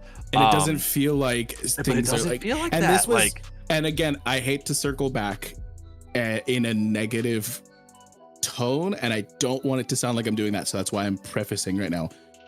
But what we are getting from Fire Force right now, I do not fully feel like is like equivalent qualitatively to the adaptation that I'm seeing from JJK. And again, that does not mean I'm disliking season 3 at all. No. But I'm over the damn fucking cartoon moon about Fire Force right now. Dude, same, bro. Same. Fire Force is currently my favorite of the week right now. Like genuinely. Like, love that. Absolutely love that. With all the glazing, and I'm saying insane amounts of glazing that I'm doing for JJK, and even Hell's Paradise Sends to Be a Hero. Fire Force is the one that is just. It's just truly blowing my mind, and it's partially because I don't know what's going to happen, right? And we're at a climax, you know. Hell's Paradise, we're in season 2, where we could, I don't know how long the manga is, but I'm sure there's 2 to 3 more seasons left of Hell's Paradise. This is the fucking end of a journey that I've been on pretty much since the anime dropped. I've been pretty much current on Fire Force from the moment it started coming out, which has obviously been a massively long wait too, because season 3 took us 4 years or something like that. I'm so stoked. I hope with every fiber of my being you remain unspoiled and you get to continue to just ride that as an anime. Everything's been great, and I've been avoiding my comment sections when I talk too heavily about it. So good. So I'll let you know I'm staying safe. Because let me tell you right now, there are the 2 major things that I was most concerned about haven't even happened yet, brother. Yeah, like I will say, like, I'm aware of a certain form that happens, but not like the concept behind said form. That's all I have. About that. But you know what I'm saying? Like, it's the obvious one. But happens, other than that, like that. Yeah, I was talking to someone the other day, and they were like, "Yeah, I'm anime with Black Clover, but I've seen Asta's like." Form where he's all armored out, and I'm like, oh no, shonen protagonist gets another power up. Exactly. Like, it's not that bad, you know. Like, for me, that's a nothing burger spoiler. That's exactly the context and the build up and the meaning and impact of those moments playing out in front of you is what really I hope you don't get spoiled on. Exactly. You know what I mean? How do we get there? That's what I'm worried about, and I have some theories. Should I voice those theories out loud just to have it written? All right. Let me cook for a little bit, just really, really lightly. And cooking with fire. You know, I think that the form that I think the form that we're gonna end up seeing of Shinra, of him, whatever his like final form, because like it's in the intro of the anime right now too. I just want to say You're that not out wrong. loud. So if you watch the anime's intro, it's there. But I think that form is going to come from him somehow finding a way to come together with his demon side and find some kind of commonality, and from that he's going to create the ultimate Endola being, maybe, or Adola being, kind of, in a fact of like, we all have these, like, every one of these characters have their evil doppelganger, and I think there's going to be something about Shinra being the quote-unquote devil and also obviously being the savior at the exact same time. He is already both of those things, so I think the character development for Shinra is going to be accepting the devil that's within you, as well as accepting your role as a savior. And once he's able to come to those like that level of agreement within himself and with his devil form doppelganger person, I think that is where this ultimate form is going to come from. It just reminds me of in Scott Pilgrim versus the World, like, Scott earned the power of self-respect. Yeah, yeah. That's a good pull right there. That's a really good pull. I love it. I want to keep hearing you cook. So yeah, and yeah. if you guys want to keep you. hearing him cook, check the link in the description. Catch Jacoby's Patreon. Yeah, and especially with this, like I'm easily spending like 3-up test 4 to 5 minutes cooking. There is an exclusive 3-up test over there. Oh, my bad. There is. You are cutting out a bit, but you're back now, brother. Oh, hell yeah. But yeah, just it's been one of my favorite things to ever react to, just personally, because I'm so geeked on it, guys. Like, so if it's like that and you're interested in that stuff, I've got it all up there, and it's weekly. I'm dropping it the day of the episode, so it's not like you gotta wait. As long as you're not a Hell's Paradise fan, because I slipped on that one this week. It's just been such a pleasure, dude. And I spend the back 5 minutes of all of these just cooking, like doing my best to be like, this is what I think is going to happen. This is where I'm seeing. So if you want my real time, just moments after the episode commentary, it's heavy over there. I'm loving this though, guys. That's really all I have to say about it. Otherwise, Fire Force is doing so good, dude. So good. Hell yeah, man. Yeah. All right. I've got to speak briefly. Unless Cody has watched the most recent 2 episodes, I won't have too much to say, but I have to spit a little bit about Fate's Strange Fate, y'all. Have you looked into it any further, Cody? Okay. Do you mind if I speak on it? Go ahead and speak on that shit, brother. Let's go. I just want to say right now, I get it. I understand, man. There is so much about like the setup, and 4 episodes deep, they're still not done setting it up, and it's only at the end of the 5th episode where I'm like, oh, and like everything truly falls into place, and I actually understand things. I can't like apply like a legitimate like full literary analysis to every single thing I can't like critique it to the same way that I can like, let's say, Freiren. But if I just kind of like just take it as a spectacle, almost like Kingdom Hearts and how I consume that product, it's like, oh man, this shit is so fucking gas. This shit is so gorgeous. It's hype as fuck. Everyone has just like insane powers. Like we get to see a 3-way fight between I'll name drop them because it doesn't necessarily spoil anything, because like it's so funny. And I'll say this real quick to preface before I get into the fight. A true name holds such significant weight in this like battle system that like telling somebody your true name is effectively forfeiting. You're giving them your full weakness. You're like relinquishing the fight entirely. And so like it's crazy how much weight that it holds narratively in verse, because to me, as somebody who doesn't know shit about the lore and any of these other series, I'm like, okay, cool, that's just a proper noun. So it doesn't hit for me at all in the same way that it's supposed to, but it still hits. And that's crazy, because you could like remove all of the like the pretext and everything that's been done before this, and it still fucking like hits to the way that it does. But there's a 3-way fight between Gilgamesh, Alcides, and Hippolyta, or whatever the fuck her name is, and like this shit is insane. And it's like I don't know, it's one of the coolest fights I've seen. There's just insane flourishing and just like ridiculous animation. They cook so fucking hard. And when it was happening, I didn't know any of these people's names except Gilgamesh. And I didn't know any of what the hell I was looking at. And then like throughout the course of the next episode and a half, I start to like actually get it. And no, it all makes sense. And it's insane. And the setup is like, Cody, you know about previous like Holy Grail Wars, and something that I wasn't aware of is that there's only 7 people. There's like 7 of the like mages and then 7 of the spirits, right? Yep. That's not the case. Yep. What we're getting here is we get 7 true spirits and 7 fake spirits. And so I'm like, something's not adding up here. They mentioned 7 earlier, and that's not what we're getting, because I'm counting like 12, like 13 different people here. And like, I'm like, what the fuck is going on? And then we get this crazy crystallizing scene of just like the most problematic shit goblin that is just orchestrating all of these events. And it's just, yeah, I mean, normally when it comes to this kind of stuff, I'm just like, cool, fight's cool, animation pretty. But the story's actually gas too. Y'all should all seriously check this out. I had no idea what was going on. I had never seen anything Fate oriented ever before in my life. And just give it the 5-episode test. That's what I'll say. It passed my 3-episode test, but it's passing with flying fucking colors of the 5-episode test. Like I said, it's definitely I'm not happy to hear serious for that. me, but I'm glad to hear that you're enjoying it as much as you are.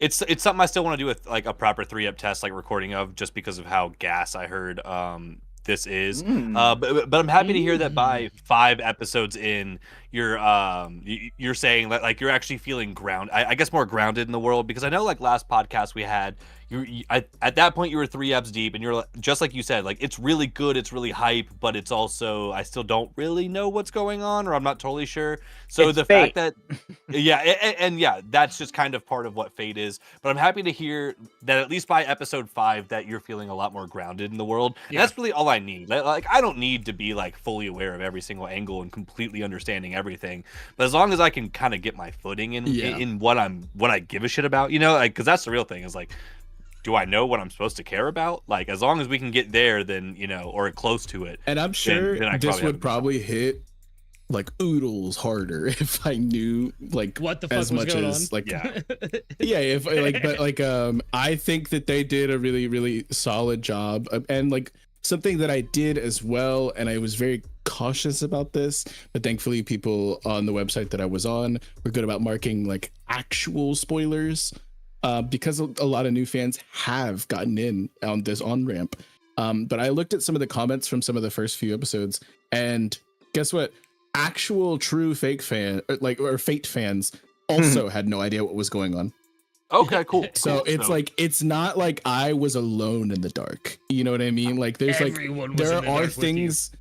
Yeah, there are things that I think obviously like some of these name drops might hit a lot harder if I had known, but they're still providing a good narrative basis and whatnot. Yeah. Like it's just like, if not for just the fucking fights alone, you should watch this. But what I'm saying is that the story is tangible and it is enjoyable as well. After a bit of confusing setup, it does crystallize. So there's that. Cool. Because that's my biggest worry back, you know, last episode. I was like, is it just going to be Aura on top of Aura, which is okay? Or is there going to be like some like legitimate things that I can, you know, like dissect here? And there is. That's all I'll say. I don't know why people, if y'all are really wanting to get into Fate, this is a really good one to start with, I would say. I've been nothing but thoroughly surprised and jaw dropped, and he's a boy. And also, but if you are looking for another good, complete jumping on point to Fate, start Fate Zero. Like Kush is mentioning in the chat, he started with Fate Stay Night, which is almost like 3 movies. Don't do that. That's not the move. Fate Chief. Zero, There's a lot of Fate. I think- Fate Zero is a good one. I think that was the second one that someone showed me, and I think I dropped it at like episode 4, so I made it a little bit further into that than I did for Fate Stay Night. I just, like I said, I just couldn't get into the world of it. I'm not gonna sit here and trash it. I think it speaks for itself as a series. I mean, it's enjoyable to a lot of people. You know what I mean? And just because I don't like it doesn't mean I'm gonna sit here and bash it. It's done a lot of good things for the anime community. It's a lot of good lore. I'm happy to hear that. I'm just happy to hear that there's a new, fresh onboarding point that seems to be as good as like people are saying. You know, now with Vex being in on it, a lot of the community in general, him being able to give us some more confirmation that this is in fact onboarding a lot of new Fate fans. I legit. It's well, cool. The thing is like I legit have almost no interest in going back and watching every single thing Fate has ever done. That was going to be my next question. I will take a more curated approach at the back catalog, knowing what I know now, because they have hooked me. But just looking at it as a standalone IP, Fate Strange Fake, and not accounting for anything else. And again, if we were to just remove all of the context of any semblance of a story, which there is, just the fights alone, I would say are on par, if not strictly superior than Solo Leveling, which got crazy gas for just the fights alone. You know what I mean? And that's a massive statement, because I like genuinely would say Solo Leveling is some of the highest peak battle shonen battles that we've seen in a long time. Like, it's in that conversation, love it or hate it. It does fights really freaking good. So if Fate's doing that, dude, and surpassing it, that's enough for me. I'm not gonna hold you. It's crazy, I'm at least willing to see what the hell's up. Yeah. And then hopefully the story. Like I said, if not just for the fights alone, like if you're somebody who enjoys very, very well animated fights and crazy hype, you just need to watch this. Like, you do. And even if you don't give a shit about the story, the spectacle of it all is just it's on a level that I think deserves to be alongside the things that it's airing next to. Which is I love to hear that. But yeah, I could get like way more granular and specific, but again, I'll yap with Cody about that once he's getting caught up. I would love to watch those. I definitely will, you, brother. I'm excited. Yeah. Hit me up. Oh man, I'm glad to hear especially you're knowing what I it, know now. Yeah, genuinely. Definitely. Yeah, and then I have to speak very briefly on Trigun, because I know none of y'all have watched it, but Stargaze is actually fucking insane right now. Episode 2 almost made me cry. And we're getting set up. Yeah, we're getting set up for one of my absolute favorite interactions in the entire series. And if you know, you know, but we're about to be getting into like the cliffhanger we left off on is Wolfwood versus Mid Valley. And fuck, dude, I cannot wait. Like, that's gonna be my heat, I bet. God, dude. I seriously cannot wait. Like, they've handled a lot of the gung ho guns much closer to what the manga does. And yes, like Zazie the Beast actually being a character that's in more than one episode and let's fucking go. Is a pivotal focus of the entire first season. So Stampede focuses a lot on Zazie. And one thing that I think is really, really compelling about Mid Valley as well as a character is that in the manga, he is very, very weary of Legato. Yeah. And they changed that completely and made him a callous, cold killing machine in the original anime. And they are setting up so much more for his character, and I love that. I absolutely adore Mid Valley as a character. They've also brought in like Hoppard and Leonov and like a bunch of these other characters that sounds like they're moving through it pretty quickly. Well, this is, I think, the last season. There's not going to be a season 3. Hell yeah. They're going to end it with what we have like about 8 more episodes, I think, and then we're done. And it's insane what they're pulling off right now. I have really, really, really, really enjoyed this series so far. The music has stepped up to a crazy level. And yeah, I mean, it's just crazy. The gang is all here, and it felt crazy to see. And this cliffhanger has me so gassed. I seriously cannot wait to watch this next episode. I might have to try to catch up me at the mouth. Yeah, exactly. I really do as well. I'm very interested in this. I'm not gonna lie, especially with what you just said.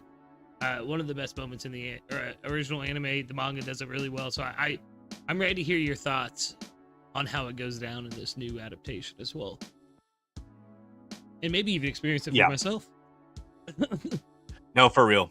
I definitely want to push through and give it a try. I mean, like obviously, like we know I'm not a big fan of like that style, but apparently, yeah. I mean, like I know, dude, I love Trigun though, and that is something that I will say. Like I like Trigun more probably than I dislike what is happening, you know, animation wise, at least in the first, like my very first experience of it. I really did not get deep at all. So I'll definitely try to give another run because I would like to be able to be back in the Trigun universe the way you guys are. I would like to see this fresh modern take on it. It just feels like but yeah. the planet Gunsmoke feels so much more well established and lived in. And like all of these characters, I think, are getting the appropriate amount of sauce, and I adore the way that the visuals look. It has shifted a bit from season 1, and to me, it's a strict upgrade. So I didn't have a problem with season 1. That means a lot to me. Yeah. You weren't starting in a deficit. A lot of season 1 was absolutely stunning, and I think they've improved. So there's like that. I'm not gonna say every single scene and every single shot looks phenomenal. I get it. I understand some people think that some stuff looks a little bit uncanny, but when you compare this to some of the apex of like 3D visual media that we've been getting, like some of these Game of the Year contenders and winners, like Expedition 33, this shit looks on par. Never heard of that shit. It legitimately does. And like I think people hating on it are insane. Like if you're still hating on it in 2026, it's crazy. Yeah. Hell yeah. No, valid, baby. That's all we got as far as the current season goes, y'all. Do we have a little bit of news to talk about? Cody, I know one that you are so excited about. Cody. Keep it 1,000 with us, brother. 1,000. Yeah, keep oh it my god, there's been this little project y'all might have heard that started back in the 80s. It was this little thing known like Dragon Ball something. Guys, Dragon Ball's back! Baby! Oh my god! Everyone's in the chat. Moro! We're getting the Moro.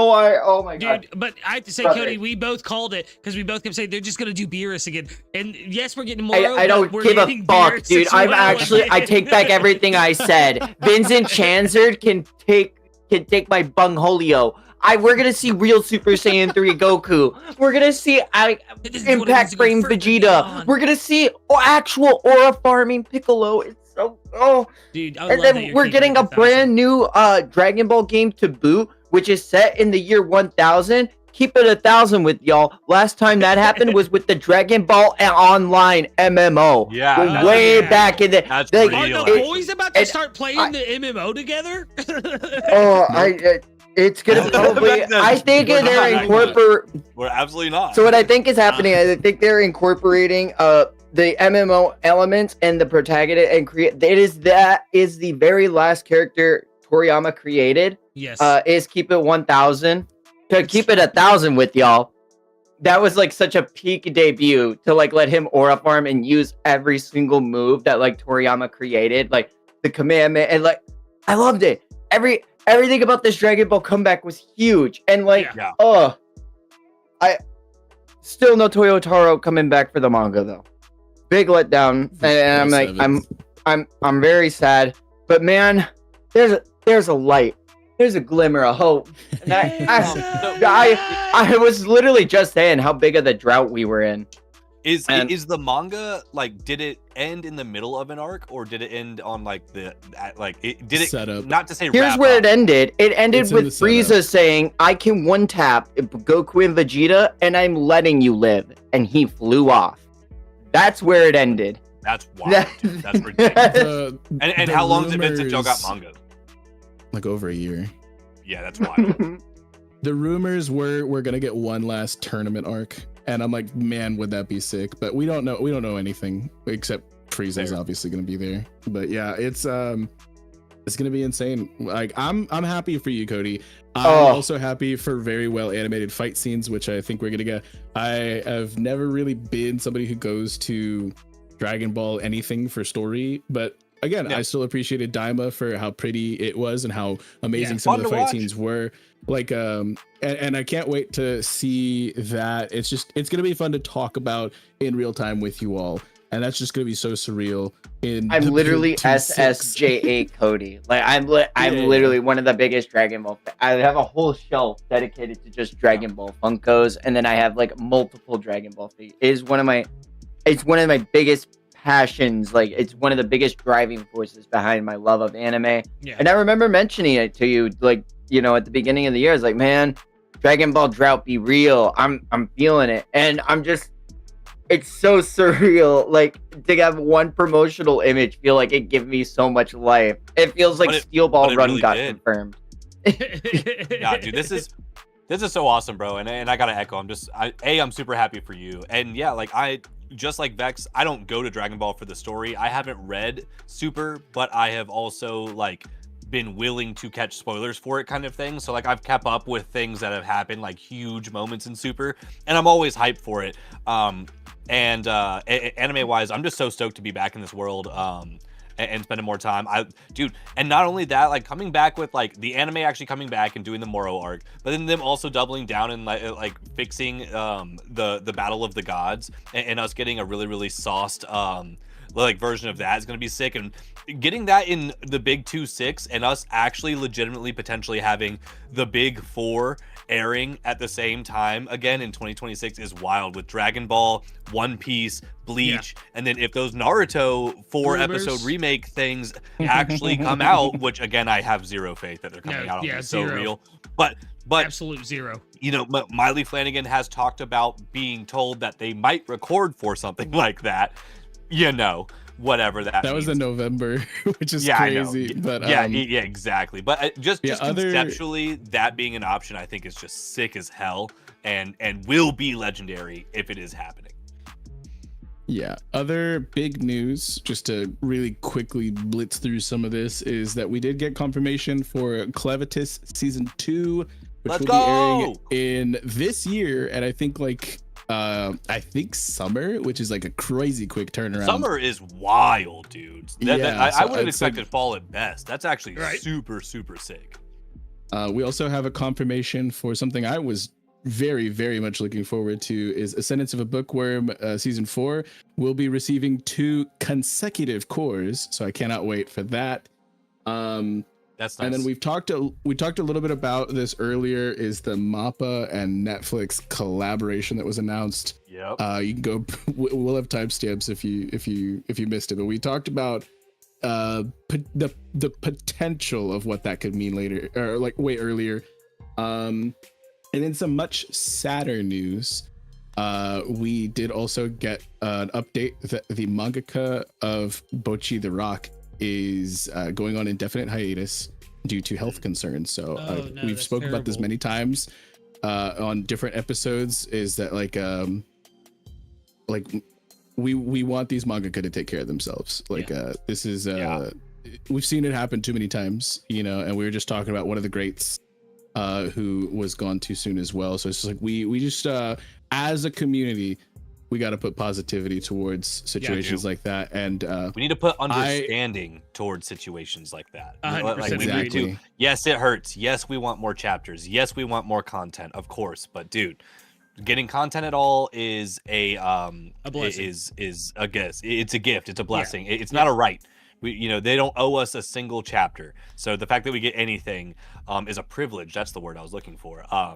Yeah, just make sure to show some love and positivity in the world to these mangaka, taking their time.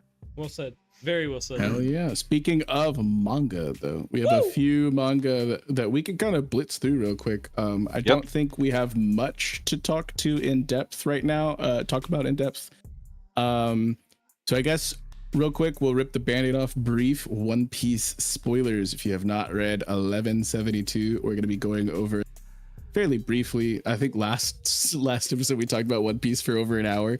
We're not going to be doing that today because this was a bit of a recap. Not too much to talk about, Yeah, there wasn't much that was established here. I don't think. We saw Rania. That was awesome. I was happy. Yeah, about yeah. that. I wanted to bring that up to I you was like, that's the specifically, goat. Lucas. That's the goat. We got to see Ronya, which I was like, ooh, Lucas is gonna be hype on that. I was. He is absolutely the goat. I told Vex also. I freaked out for a moment because when I first saw the first page of the chapter, I didn't scroll all the way down, so I thought maybe we were getting a Bon Clay cover story, and I went, oh, and like lost my shit. Dude, first time seeing Bon Clay in 14 years in the manga. Chapter 666 came out 14 years ago in May. And that was showing obviously Bon Clay taking over for Iva and Impel Down. So it is really crazy to think like how legendary One Piece is to have a character who is so beloved by the fandom, and we literally haven't seen this dude on panel in 14 years. Yeah. And like it can just come back like that. Well, check it out. Oh yeah, same. Behind him, the swans. One of them has a straw hat, and one of them has Emu's crown on it.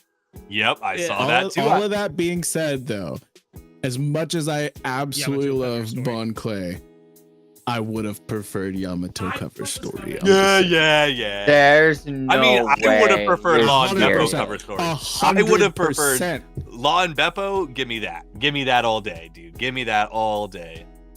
There's no way you're putting like Mr. 2. They're like a Bon Clay, the GOAT, like beneath a Yamato cover, like for the meme. For the meme? No, I think it's not even a meme. It's literally not. I am 1000% standing on business. I would prefer to have still been getting something actually canon than fan requests. And yeah, I love Bon Clay. I always have, and I always will. Did I need this? No. Yeah. Am I appreciative? Yes. But would I have appreciated something else a little bit more? Also, yes. I'm not on the Yama side. No. Law and Beppo. No, I think Vex is right. We only character down. I think you're right. You know. No, listen. I did need to see Bon Clay. We can't see him. I did. Listen, we didn't need it. What we need is 5 more years of Yamato. Of the greatest administration we've ever seen in our life. Oh, whoa, hold on. Whoa, wait. Okay, so to pivot hard from that, mostly. I do not associate with 3-up test or anything said on this podcast. I like to formally separate myself from any concepts. Mostly a recap chapter, other than Ja Rule standing on business a bit, and we found out Brooke snuck away, which is something that I think Lucas and I cooked on over a year ago. Yeah. I'm not even lying. It was like over a calendar year ago. Lucas and I were like, oh yeah, but he can just astral project. And so that actually got confirmed this chat. But other than that, like almost nothing happened. We did get a cool map. And wait, what do you mean the astral project got confirmed? Wait, can you run that back? I'm so sorry. I missed that, brother. Can you run that back? They said Brooke went off somewhere and he's like, he was tied up last time we saw him. So like, I'm just assuming he just like ghosted. You know what I mean? But he's not physically there anymore. Did we see that? Yeah. Here, I'll pull up the chapter. I mean, obviously it won't be on here, but I'll check the chapter real quick. Because I'm pretty sure, because like I've been yapping heavy about Brooke this week, theory wise and stuff. Which is funny. I started like I posted the Brooke theory before the chapter officially came out, but of course the leaks were out, and everyone was like, well, you know, since the leaks were out, it makes sense that you're talking about Brooke. And I'm like, let's spoil this, man. yeah, let's spoil him. But so in that one panel, we only have one panel, but he is obviously not there. He's not there. He is obviously not there. It's not even like a weird I didn't catch that. Framing or angling. He is just outright physically not there anymore. Then it's not a W, but we close. Did mention. We're close. Yeah, we did mention he was going to be sneaking off. Yeah. Through some means. It's just I thought he was gonna just use his like little soul powers. You know what I mean? Yeah. No. And I do really like your concept there. And either way, I still think there's grounds to it. But dude, like I think he's gonna come back in Brooke Gunko next chapter. I'm not gonna lie. The Brooke Gunko conversation has just gotten crazy, and I love to see it. I gotta say it out loud on the podcast. I caught myself the smallest of potential future dubs. Like, I'll be very proud of this if it comes true. And also, I fully respect that I am reaching like a mofo with this one. But, obviously the concept of Brooke potentially being a holy knight at one point. Like, I came up with this little theory on, and like, we kind of cook together, like, as a community. Anytime I say it's the whole community cooking. Yeah.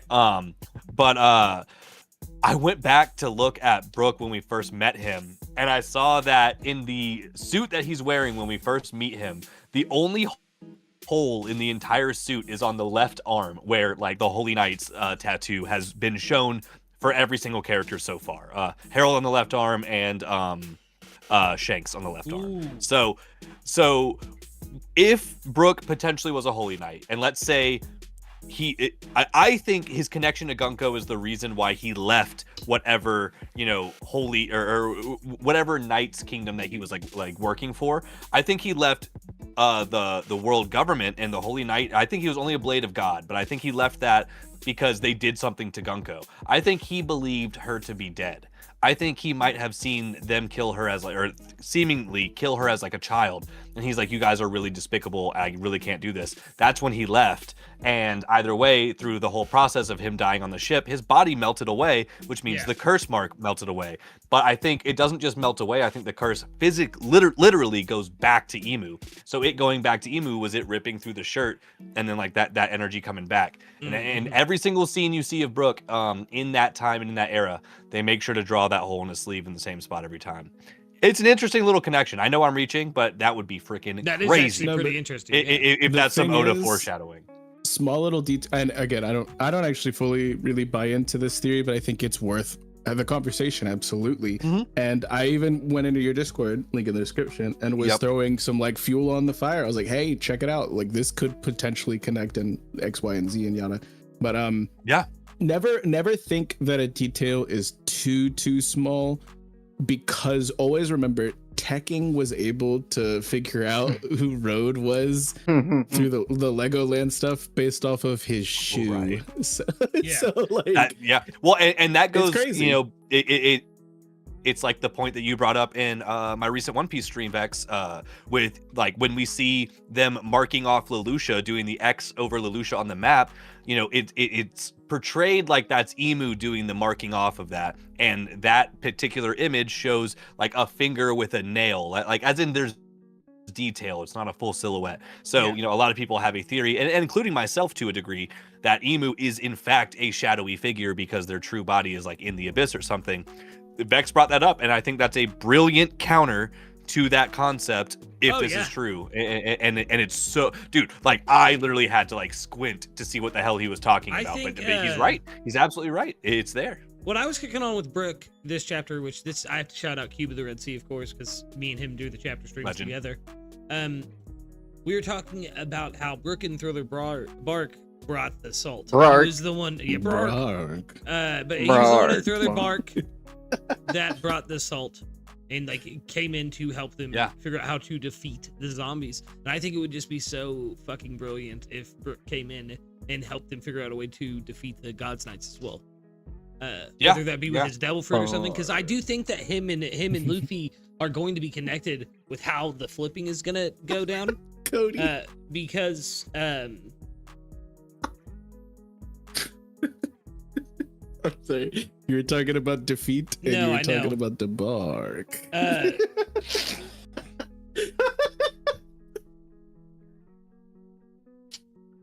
Anyway. I can't even remember what I was saying now. It's all right. You were talking about Brook bringing the salt, and possibly working with Luffy to be able to reverse the flipping. Because if you remember too, on Fisherman Island, which we've seen a lot of parallels to within the arc of Elbath, Brook was the first Straw Hat we saw besides Luffy and Usopp on Skypiea to do the Nika pose when he jumped in front of the moon playing his violin.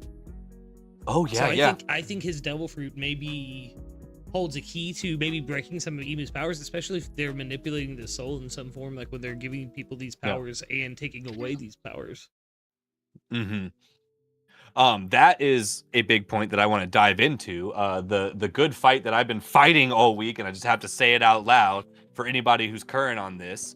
Theories are theories and facts are facts, and those are two different things. Most of the stuff that we're talking about with One Piece tends to be a theory because we are trying to predict stuff. That's just a theory. Right now, right now, I want to clear some things up. The community is very stuck on the fact that Domi Reversi seems to only work in the homeland, which I think is a very good theory. I think it's a good theory. I see the reasons. I see all the connections.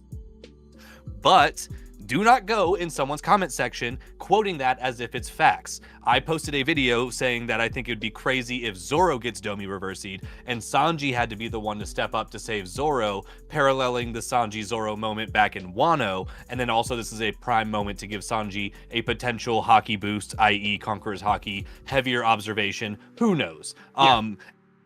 And obviously, I had other conversations, and everyone comes in my comment section saying, well, too bad that's impossible because we all know Domi Reversi only works in the homeland. We don't fucking know that. We do not know that. It's ruining One Piece, brother. Don't get me fucking started. It's ruining it, dude. Agenda it's ruining it, bro. Ruining One Piece. Like, dude, I enjoy some fun agenda. This has driven me up. I am talking. We are in the hundreds of comments now. And my argument, like the thing that people are misunderstanding the most is they're like, you're just hating on this because it breaks your theory. Dude, I could give a fuck if my theory is wrong. Most of my theories will be wrong, period. That's the way this game works. We're just having fun with the story that I'm not writing. But you can't fight my theory with another fucking theory and say that you're right. Like, that's just not how this works. You either hit me with a fact that you can show the panel for, or you just have a theory that you like better than my theory, and it is what it is. That's crazy. Yeah. No, I Fighting think theories is with theories is crazy.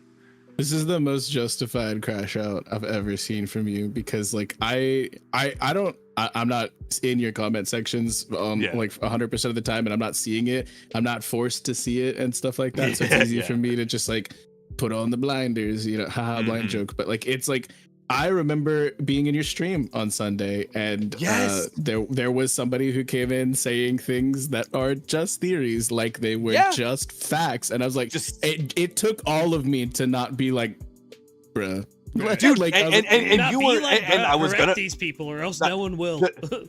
Well, and that's what we do. But I didn't like pop off. Yeah, he was nice about it. I would have popped off if I had to see this like 1,000 times. Like, and that's where I'm at, dude. Like, my biggest, the thing I want to put the bow on this with, and just, I pray the world can hear me. If you just add, I think, or I believe before whatever the fuck else you're gonna type in my comment section, we can have a fun conversation about this. I'm all here for a theory that pokes holes in my theory. Like, if you have some things that you want to present to me that could like help my theory either grow or just destroy it, dude, I'm here for the conversation. That's why I do this. That's why I have, my friends here talking about this stuff. I love talking about this shit. But let's just always remember, when we're talking about something that we think versus something that we know. My only other thing I really want to throw on that is, do not trust the damn Google AI. If you drop I'll wait for the officials. If you drop the screenshot of a Google, right now, if you Google, does Domi Reversi work on people outside their homeland, it will tell you no, it only works in their homeland. You can't find a fucking chapter that says that. And then when you look at the Google AI, it cites a Reddit fucking theory. So please, for the love of God, do not screenshot the Google AI and act like you just got the answer. Go read the chapter. No, I mean, seriously, it's a rampant problem, and I get how easy it is to fall into that. I have fallen into that before too. Sometimes you just want to Google something real quick and get some answers. But I have learned, Gemini's like, "But do you want this?" Dude, yeah, and Gemini is just the objectively worst AI out there. It's like, it's worse than the regular search function of Google. It's ridiculous. But please just go check the chapters, guys. Please go check the chapters. I can promise, in every single one of my videos, if you see a panel behind me, it is screenshotted from the official Viz app. Like, check the chapters. If you don't find it on panel, it's just a theory, and you have to say I think or I believe. It's driving me nuts, and I love the One Piece community so much, but it's just ruining the conversation. At the end of the day, I want to have good conversations about this stuff, and when you're acting like I'm wrong because of a theory that you have, you look as dumb as you think I look right now, which is crazy, No, like, valid crash out, man. It's so crazy. And to lift the mood, can we talk about the peak that was Modulo this week? Modulo? It's Modulo time. It's Modulo time. I literally just read this, guys. Holy shit. I also read it right at the beginning of stream. Like that blew me away. I mean, Cody, you got to head this one off, bro. I mean, this is your bag, brother. Dog, motherfucking Yuji Itadori is my goat. The king of black flashes. That shit on command. That's my goal. Bro. That's my goal. Them flexing us with the freaking black flash like that was just crazy work. Bro literally said, I don't need to hold back. You'll survive. Yeah, you're pretty strong. Crazy. You should be able to take this. Hey, your defense is gonna be 0, but you got a lot of HP. Yeah. Bam! And he knocked that boy through. And then he told it, and then he looks behind him and he's like, "Hey, homeboy," and he fucking hits him with blood. And he's like, "What are you doing?" And he's like, "Oh yeah, I mean, it'd look really bad if I just beat up just the aliens." Yeah, it's crazy. And he's like, it's not because of that. If you showed up earlier, Yuka wouldn't have to. And then Yuji devolves and he says, it doesn't matter, dude. And he's like, what do you mean it doesn't matter? He's like, he's literally telling him that the fact that like the same outlook that Gojo had in life, being the strongest and realizing how everyone will try to come and depend on you and how it just stagnates the world. Yuji realized that there would be no point even if he did step in at that point, because regardless of the choices he would make, the outcome is going to be the same. And he literally quotes who he got that idealism from, and he's like, it's going to be fine this way, right, Sensei? Pete! Reference to Gojo! Fuck, dude, it hurts so bad. And, I knew you were going to love that. Yeah, no, I was just going to say, too, there is a panel within the chapter, though, that I was a little confused about. I saw that I wasn't the only one of this. Our buddy Josh Victor also was confused on it. It's the 2 explosions. Is that Rika and Yuji's, obviously, right? Yeah, that is the dismantle going off, and then that is the swing by Sugiri. Okay. Like, it is to show... it was pretty clear, I thought. I'm not understanding how you guys are confused by it. I would like to hear your expanded thoughts on it. Well, it just feels like I do see, like, I have the panel pulled up right now. I see that it's like Rika and then Yuji, so like they're side by side. It's like what they were doing exactly. Obviously, the cleave and stuff, like, or whatever it was that Yuji did, but obviously Rika told Sugiri, take this and swing it as hard as you can, and I'll handle the rest. And so with the force that Sugiri did it, just amplifying that swing with cursed energy is what caused that secondary thing. It was enough to rival Yuji's power to show how strong Sugiri and this transformation was, and to even show how much stronger it was to give it up in a binding vow. Yeah, that was insane. Yeah, like I have manga brain. I was jaw fucking dropped reading this shit. It was so big to see him, dude. To do the Sukuna pose. He did the Sukuna versus Maharaga dismant. He literally did the pose. He's my goat. Yuji's my fucking goat, y'all. Dude, I can't believe we saw the fucking sword in this chapter after getting the Maki episode. Oh yeah, Soul Katana. Yeah, like, dude, like when I saw that, like, for me, that was the moment. Like Rika is a storage unit too. Is like the other thing people are forgetting is like that's her one function, was she was giving tools to Yuta, and I was mentioning like I wonder what tools that could be in there. Soul Katana wasn't even up there for me. I was thinking inverted spear. This is literally Toji 2.0. He has the Soul Katana. It's so good. I think you mean 3.0. Ah! Oh my god. Comedy comes in threes. Yeah, no, this was some absolute peak, dude. I'm blown away. And then, I was saying, I was mentioning, like, I love JJK, guys. But remember, like, Dabura realizing that using the application of healing and jujitsu energy and then trying to apply it to the technique. And he's like, oh my gosh, I'm learning so much. And I'm like, yes, that's how reverse curse technique works. And then he's like, but how do I do it? And I'm like, no! Don't be a Gojo right now! Don't pull a red! Just pull the red out. Just say it. Just say the thing. It's so funny because it reminds me of like Gojo when he was having the fight against the sorcerer with the paper bag on his head, and he's like, Yeah. I understand how to bring this negative energy force.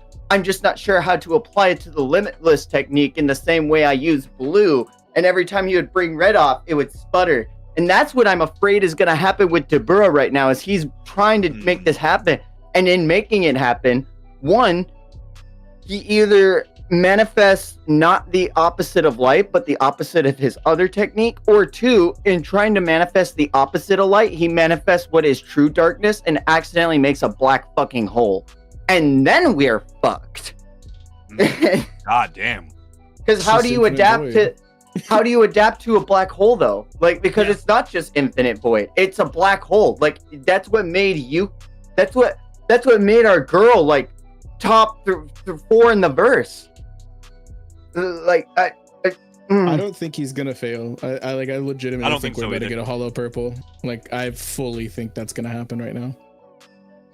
I'm right there with you. Hollow black. The contextualization of Yuji obviously resembling and exemplifying a lot of Gojo's behaviors, while we're also seeing Dabura be able to figure out this reverse curse technique thing. It's like, this is literally his, like, throughout heaven alone, or throughout heaven and earth I alone am this is his moment to do that.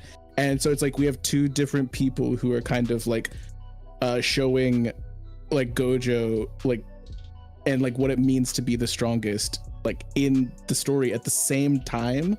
And I'm wondering how they Maharaga's not final fight. I don't think, because Yuji legitimately said like, hey, if Akotsu's grandkid dies, I'll clean that up too.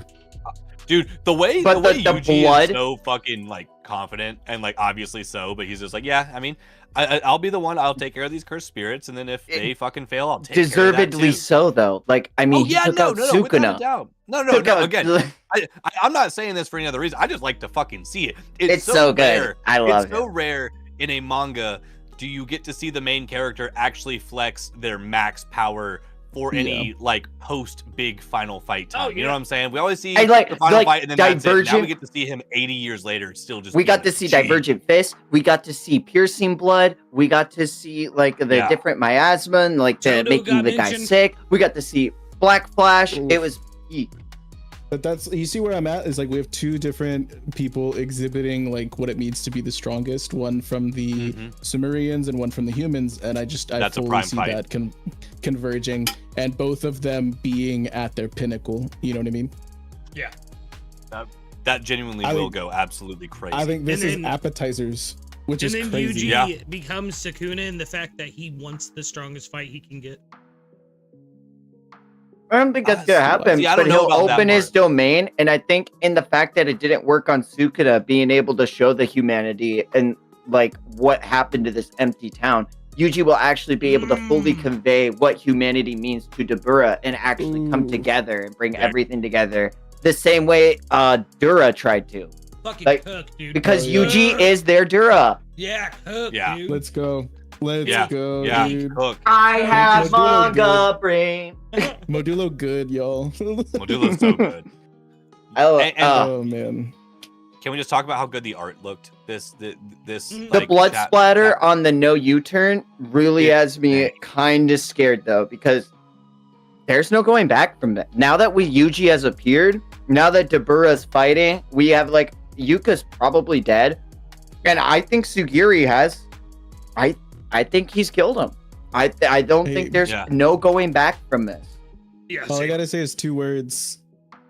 Mahito who? Oh no!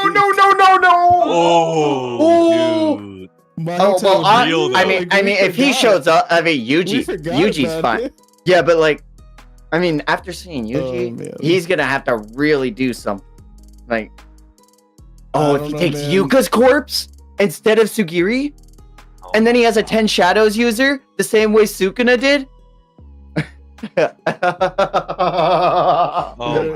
It's insane.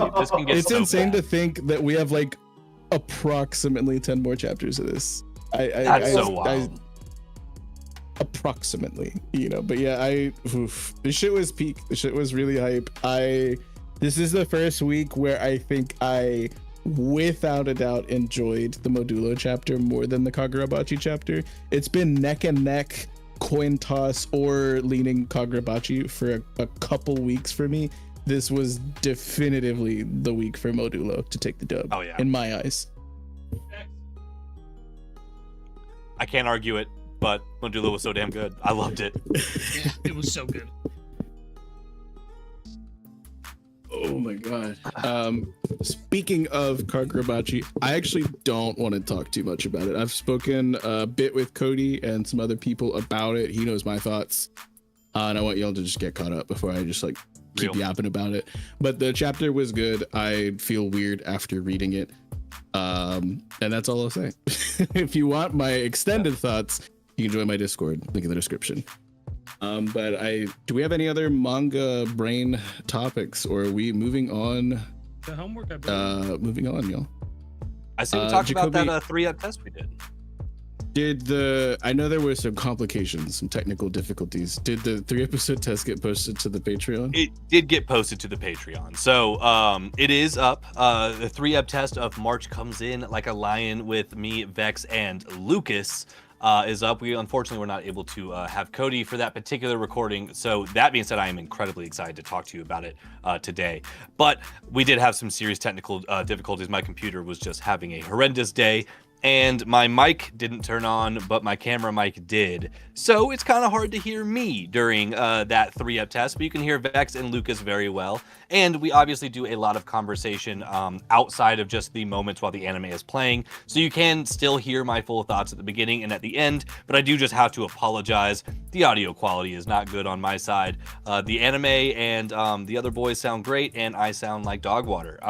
So I'm sorry about that. I know what happened. It's fixable and has been fixed as far as future recordings, but just got to give a big my fault OG for brevity's sake, for that.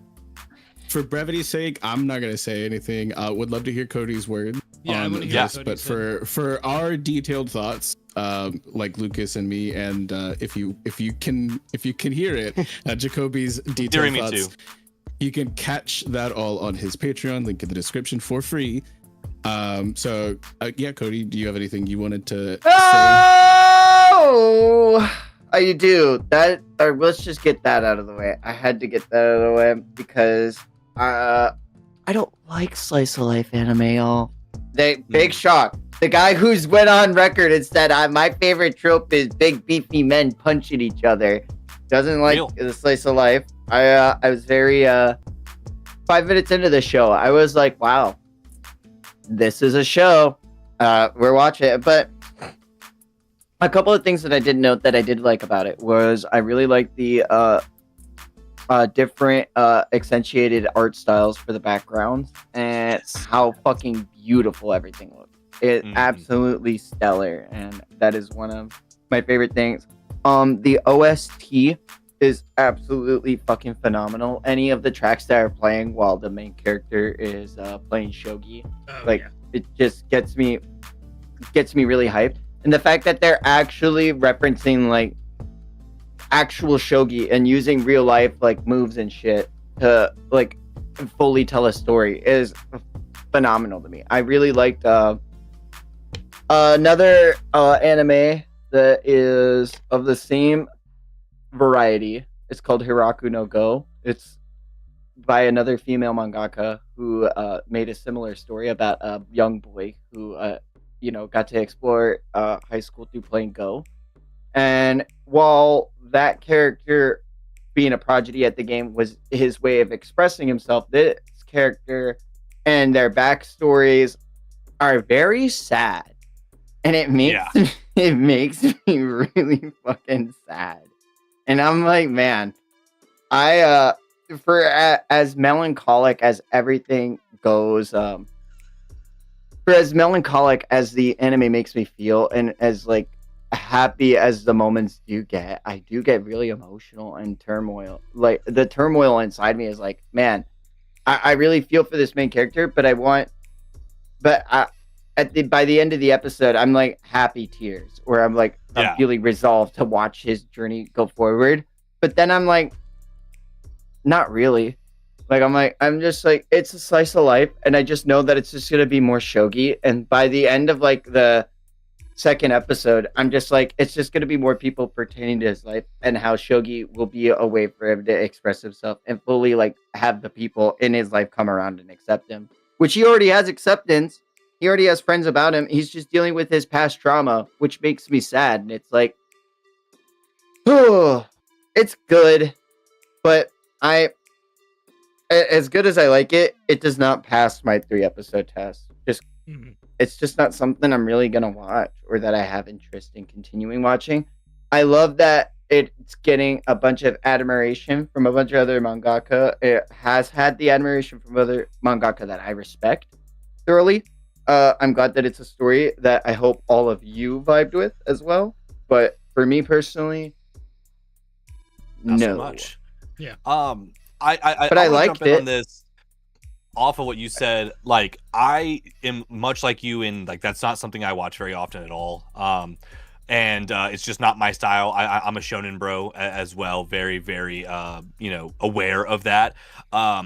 But this did so many things well that I thoroughly enjoyed all of my moments in it. So this is definitely one that does pass. I just have to give it its flowers in the exact same places that you gave it. The background art and just hand-drawn animation in general is just so refreshing in this day and age. This is about a 10-year-old anime, which genuinely we really haven't seen this kind of animation since like the 90s or a Studio Ghibli movie for real. So, and I feel like every episode felt like a Studio Ghibli movie. For it being a anime about, but like shogi and like it's something I don't play much of. I don't play much chess like that. And for it being so slice of life, I loved the development of him and the family. And I like the commentary on the ways to deal with this kind of trauma. I think it's good. It's out of the realm of like, I never would have watched this on my own. So this is like a perfect example, I think, in my opinion, of what 3-Up Test this podcast is for. Got me to watch something that was way out of my wheelhouse. And personally, I actually really, really did enjoy it. Is this the very first thing on my list to go watch more of? No.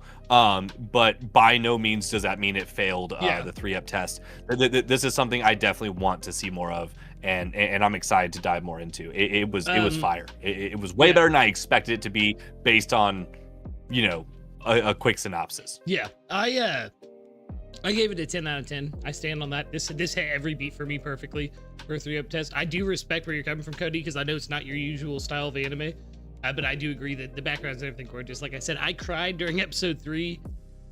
When the girl broke down at the edge of the river and stuff like that, it really hit me hard. I read a couple more chapters ahead of this. I haven't had a chance to watch more of it. I think I will be continuing the series. I think I will be continuing the series. I think that this is possibly the first contender for best 3-episode test for 2026 to spring up. So, and I want to preface it by saying I didn't have any moments that I didn't not enjoy. Yeah. I want to say that I enjoyed my moment. I think we watched it together, Vex, and I enjoyed it. I enjoyed it. Like there wasn't a moment where I was like, "Damn, I hate this shit," or "This is boring." Yeah. But it's not something that I'm willing to pick up. I can respect it not being quite your cup of tea. It's just not my cup of tea. Yeah, exactly. For me, it was, and I've already gotten about 12 episodes deep, and I'm absolutely adoring it. It's continuing on. Aside from To Your Eternity, which I had already seen, this is in contest with Monster for my number 1. Of all of the things that it's absolutely right up my alley. The older I get, the more this shit hits with me. And I'm so happy that we got to experience it together. Although Cody wasn't there, I did rewatch the episodes with him. With bells on, and like that's a test. Like, not only did I continue to watch Forward, I watched it again with him because I wanted him to have that like experience that we kind of like what we had. We mentioned in that stream or in that recording that, and several times before, that's kind of what this podcast is all about. It's watching anime with the homies, and it kind of elevates things. And I'm glad that even though it wasn't your cup of tea, you still have all of these crazy positive things to say about it. And with all that being said, it is time, boys. For the game. Let's go. Fuck. Wild. We're gonna do. We're going to do a very quick game tonight, but I think it's going to be very fun. And this is going to determine who will be assigning the next homework assignment for us to give the 3-episode test to. The name of the game tonight is Well Technically. And this might seem familiar to those of you who are fans of Dropout or College Humor. It's legally distinct. It's not that thing that you just said, but it is close enough. So the rules are simple. I will be reading mostly correct statements about popular anime and manga and the people who create them. And my contestants will need to provide a more technically correct version of said statement. You'll actually, need to buzz. They said no. We're not doing that. That we're legally distinct from that. So you're right. Technically, my bad. This is just my comment section. In order to answer, you need to buzz in. I will be putting these statements in chat. You can buzz in, and as soon as you get it, if you think you got it, and in the order in which you buzz in, I will be prompting you to provide your answer. You will need to proceed your answer with well technically, or you do not get the point. Okay. Are we ready, boys? Yeah. I'm ready. So well technically is what we need to say? Well technically is what you need to say, and or you do not get the point. In chat? Yes. All right. I'm posting the first one in chat right now, and I'll read it out loud for the chat. Okay. In the popular series One Piece, a novelty character known as Panda Man is humorously inserted into nearly every arc since his first appearance on the Baratier. He's even shown in several of the openings, specials, video games, and movies. Lucas, I know first. it, but I don't know. Yeah. Well, technically, he's not in any opening animations, but he is in several episodes. Incorrect. Okay. He is in at least the first 3 opening animations. Jacoby, you have buzzed in. Well, technically, his first appearance was not in the Baratier, but I don't know when it was. You are technically correct to some degree. Cody, if you would like to attempt to steal by being more specific, I will allow it. Otherwise, this point will go to Jacoby. Oh, man, I don't know when he first appeared, so I'm gonna have to give it to Jacoby. Ooh, all right. Was it at The answer, he was the answer is The answer is, well, technically, he is shown before Baratier in the anime, where he has first appeared in Syrup Village as one of the crew pirates. I'd say I knew he was one of the early members of like one of the crews. Yes. So there's also a chance for a bonus point here. Again, you're gonna need to buzz in here. You don't need to be well technically about it or anything, but bonus name an arc outside of the East Blue that Panda Man is not a part of. Lucas? I believe Skypiea? Incorrect. Okay. Anybody else going for the bonus point? Punk Hazard? Incorrect. Cody, you want to just lob something out there? Yeah, Fishman Island. No, incorrect. Sorry. Panda Man is in every single arc in the manga and in the anime outside of one specifically since his introduction, which is Amazon Lily, where there is Amazon Panda Lily. Ah. You know what? Shout out. That's great. That's great. It's pretty I'll take Panda funny. Woman. Yeah. You and I both, brother, if you know what I mean. But they all do. So we have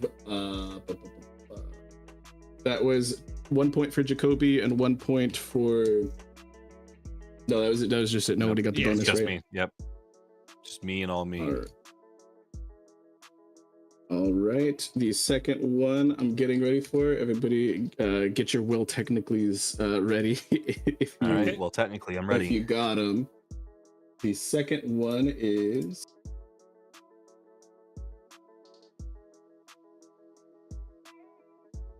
In the hit shonen series Bleach, during the Rukia rescue arc, the captain of the first division of the Gotei 13, Gen Ryusai Yamamoto, wielded the Ryujin Jaka, which is said to be the strongest and oldest fire-type Zanpakuto. Its Shikai alone exudes a powerful Ryatsu upon release that increases the temperature drastically across the entirety of the Seirei. Cody, you have buzzed in. Well, technically, it's not the oldest Zanpakuto. The oldest Zanpakuto would be the fat bald man on Squad Zero's Zanpakuto, because he gave the name to everyone. What is being said here is that it is the oldest and strongest of the fire type Zanpakuto. Oh, okay. I don't know then. Jacoby. Well, technically, Genryusai's weapon is not called the Ryujin Jaka. That's actually the spear that is being used to execute Rukia. Is that correct? No, that's the Sokyoku. But Sokyoku, that's what it is. My bad on that one. I'm so bad at the names. Listen, I don't remember barely any of the names from Bleach, so I'm Cody, Cody, I'm just gonna let you know this one. You're gonna kick yourself. Would you like to attempt to spitball again? No.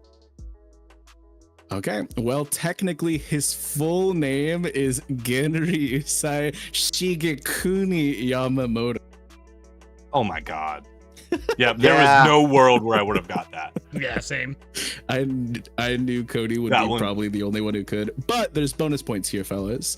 Bonus points. Name another fire type Zanpakuto or the user of that Zanpakuto. Cody Yuri. It's Tobi Mune. You're so right. That is, it was Tobi Yume, but yes, you're so Kagurabachi pilled. Sorry. I would have also accepted 2 other answers. Does anybody know them? No. No. All right. I'm actively watching it right now. No. Ishin wields Engetsu. And Tengumaru wielded by Love. Those are the only other confirmed fire type Zanpakuto. So that is 1 bonus point for Cody. Let me get that added on, and then I am going to drop the next one very shortly. It's because her brother is the ice one. You're so right. You're so right. All right, here we go. I just fucked up my template. Hold on. There we go. Believe in you, bro. In the Big 3 series Naruto, the iconic evil group known as the Akatsuki were the main antagonists for a large chunk of the story, though the Hidden Leaf eventually allied with the rest of the villages for the 4th Great Ninja War. The Leaf Shinobi had to kill several of the Akatsuki members with little to no major help from the other villages. Jacoby has buzzed in. Well, technically, they did get heavy support from the Sand Village, and feel like one other. I want to say the Cloud helped, but that was just on the Sasuke part. I just want to say, well, actually, they did get a lot of support from other villages fighting the Akatsuki. As far as the defeat, that is not that's not the technicality I'm looking for. Okay, cool. Anybody else want to buzz in here? Lucas just read through this. No, I'm trying like to not that long ago. Oh, this is gonna sound stupid. Go ahead, Lucas. Jacoby. Since I've already shot, technically. Yeah. Go ahead. Well, technically, the Leaf Shinobi didn't kill all of the Akatsuki members. You are in the right ballpark. Would you like to be more specific before I give someone else a chance to steal? Because Shikamaru buried that one guy and he technically can't die. And I can't remember his name. He done. Hedon, yeah. Oh, I know. I know what it is. Okay, I'm gonna give Jacoby this chance to steal here. Actually, they didn't kill. Nope. Or, You're saying that Oh no, you don't get the point now, bitch! That's right! You live with it! You live. Do not pass go! Do not collect $200. Yeah. Right. I think I'm gonna. Cody, if you want to be more technically correct here, I will allow you to steal, but I'm gonna probably give this to Lucas unless you can get it.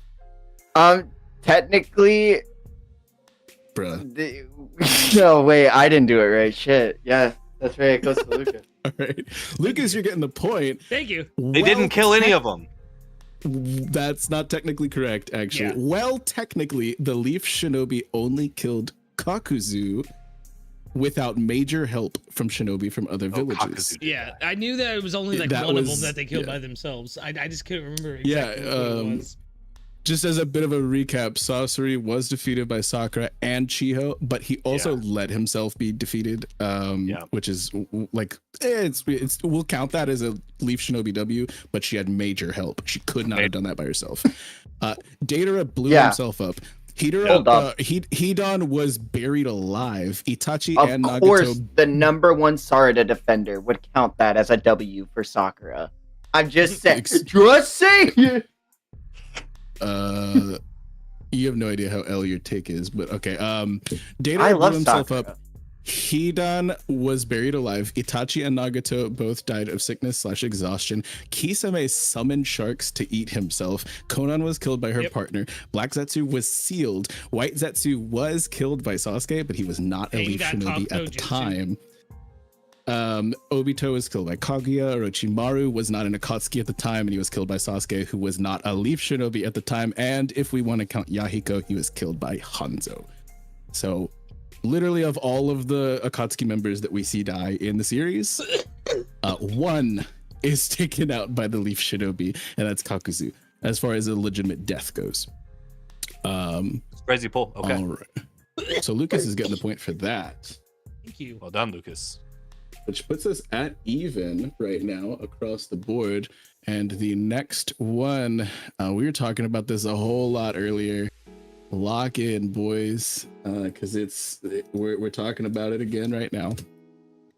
In the breakout series Jujutsu Kaisen, movies play a fairly large role in the shaping of the story, as the main character, Yuji Itadori, is a big fan of the medium.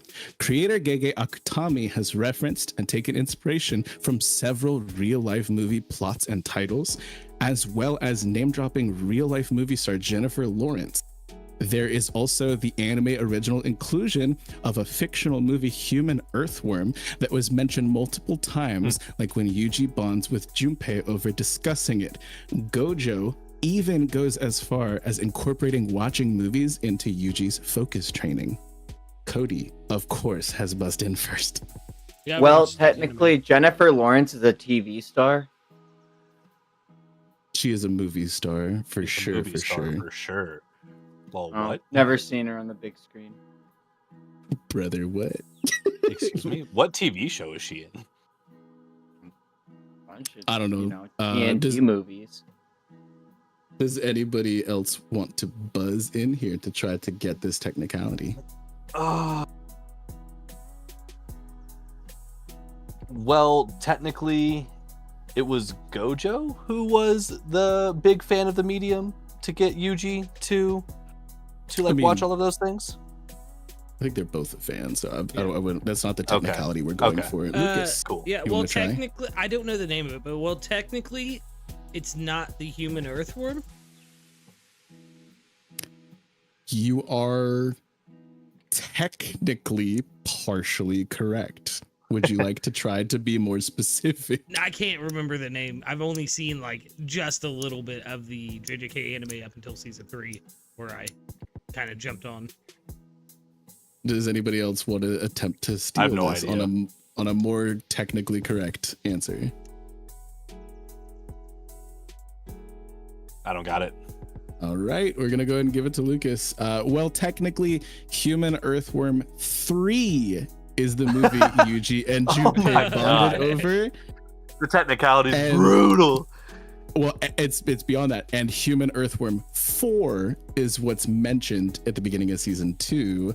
Though they are connected, they are not the same movie being mentioned both times. So we will give this one to Lucas. Yay! He's getting ahead of us, Cody. We got to fight back. Still very close. This next one is from one of my favorites. We are going to drop it in chat right now. In the acclaimed series Hunter x Hunter, there are many ways to utilize Nen, which is widely regarded as one of the most diverse, robust, and comprehensive power systems in Shonen. One's aura can be enhanced by several means, such as fundamental training, as is done by Zushi, a risky method known as baptism, which Wing executes on both Gon and Killua, opening their nodes within their body forcibly with his Ren, by placing heavy restrictions upon your Nen, as is done by Kurapika, who vowed to only use his chains against members of the Phantom Troop, and even by infusing your aura with bloodlust, which we see Hisoka, Illumi, and the Royal Guards do, just to name a few. I have an idea, but I don't have a fully fleshed out version. Go for it. What's your shot? Y'all are gonna hate me. Well, technically, Gon and Killua didn't go through a baptism. That is incorrect. They absolutely went through a baptism. Okay, my bad. I just totally forgot about that terminology entirely. That was the only thing that sounded crazy. I've watched Hunter x Hunter one time. that's Lucas has watched this recently, and Cody and I watched through parts of it like annually. Trying to remember something. I mean, you can shoot your shots. There's no penalties here, folks, but Lucas has buzzed in. Yeah, I can't remember the term. Well, technically, it isn't Wing's Ren. No, it absolutely is his Ren. It is? Okay. I was mistaken. Yes. Cody. Oh! Would like to... I do know what it is. Okay, go ahead and... I buzzed it. Well, technically, you can only do the baptism once. You can't enhance yourself with baptism several times. It's only to awaken it once. Zushi couldn't have performed it several times. You only open and baptize once. I haven't said that Zushi does anything several times. I was saying there's ways to enhance your Nen in several different ways. Okay. This is tough. I got no idea.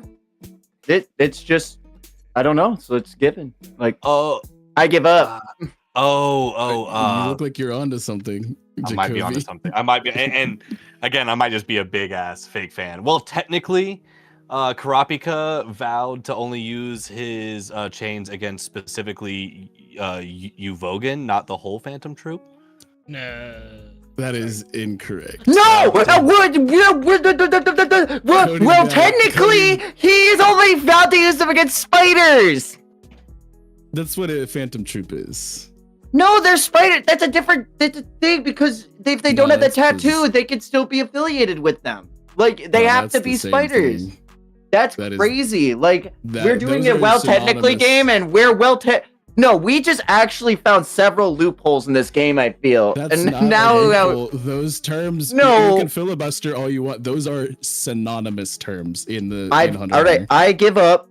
And now Lucas's second go, and then we can be done with that. Yeah. This is just a shot in the fucking dark. Well, technically, the Royal Guards don't have bloodlust. No, that is also incorrect. Okay, that's what I thought. The correct answer is, well, technically, Kurapika only vowed to restrict chain jail in such a manner, which is only one of his chains abilities. Yep, okay, yep. And you said his Hall chains. I see you now. That is the technicality there. There's bonus points available. That was. There's bonus points available here. How many other of Kurapika's chain abilities do you think you can name? Just say a number, and whoever says the highest, I'll grill you. There's zero chance. No? I can't. I can't name one. I'm also blanking right now because I'm on the spot. I knew he had chains. I just reviewed the arc where he used. He has a shovel. He does have a shovel too. So there are, believe it or not, 8 other potential answers for Holy what shit. his, Oh, for what his abilities are. I have one of his abilities. Could I give one? If nobody For else can all provide one, then that will give you a point. Yes. Emperor time. There we go. Yeah. I was like, shit, dog. I read the manga. I read We the have dowsing chain, steel chain, or the dolphin chain, judgment chain, holy chain, emperor time, rear window, empty fist, and bulb are all abilities he is able to use. Yeah, I call all that chains. Chains. No. It's because listen, Jacoby, I hate to tell you this, but maybe you just don't have the chains of memory. Oh my When god. I don't have it memorized. All right, we're on to the next one, boys. Terrible game. I'm posting it in chat right now. You're so right. Such a fucking You're so right. All right, y'all, lock in. Get your will technicallys ready. All right. I'll give Cody some time to catch his breath. Okay. All right. Ready? Yeah. Ready. In the classic series Cowboy Bebop, No. although Spike Spiegel is the main protagonist, he is not the owner or captain of the Bebop. Those titles both belong to Jet Black, the oldest amongst the crew, who is often seen as a mentor father figure, bestowing his wisdom and stories down to the rest. Jet actually owns another vessel as well, the Hammerhead. The ship that Spike actually does own is called the Swordfish 2. Lucas has buzzed in. Well, technically, Faye Valentine is the oldest member of the crew because she was frozen in the past. You are correct. That is Nice. going to go to Lucas. Nice. There are bonus points available. Lock in. Who can tell me either Faye and or Jet's actual ages or predicted ages? Lucas has buzzed in again. Faye is 360, I want to say. Do you have a guess for Jet? I don't have a guess for Jet, just Faye. You are incorrect. Would anybody else like to guess for the bonus points? Just shoot a number. 60. See? That is for which one? For Jet, that is incorrect. Okay. do you wanna guess I for guess Faye? 2000. Jesus, that is crazy. Jacoby, would you like to guess? None of those were correct. Faye is 250 years old. Do you have a guess for Jet? I don't know, dude. Jet's He's so old. 67.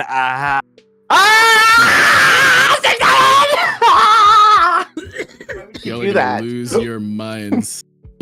Faye is 77. Cool. Lucas threw me off. 7. And believe it or not, Jet is 36 years old. Don't tell me that when I'm Really? only 3 years away from being 36. You son What? of a- 3677? 3677? That's actually brutal. That's crazy. That is actually crazy. Wait, Jet's only 36? Shut the fuck up. That's what I'm saying. That is his predicted That really is age. wild. Based off No, of he- like, information we got. that is He's his always predicted bitching age. about how old he. Nah.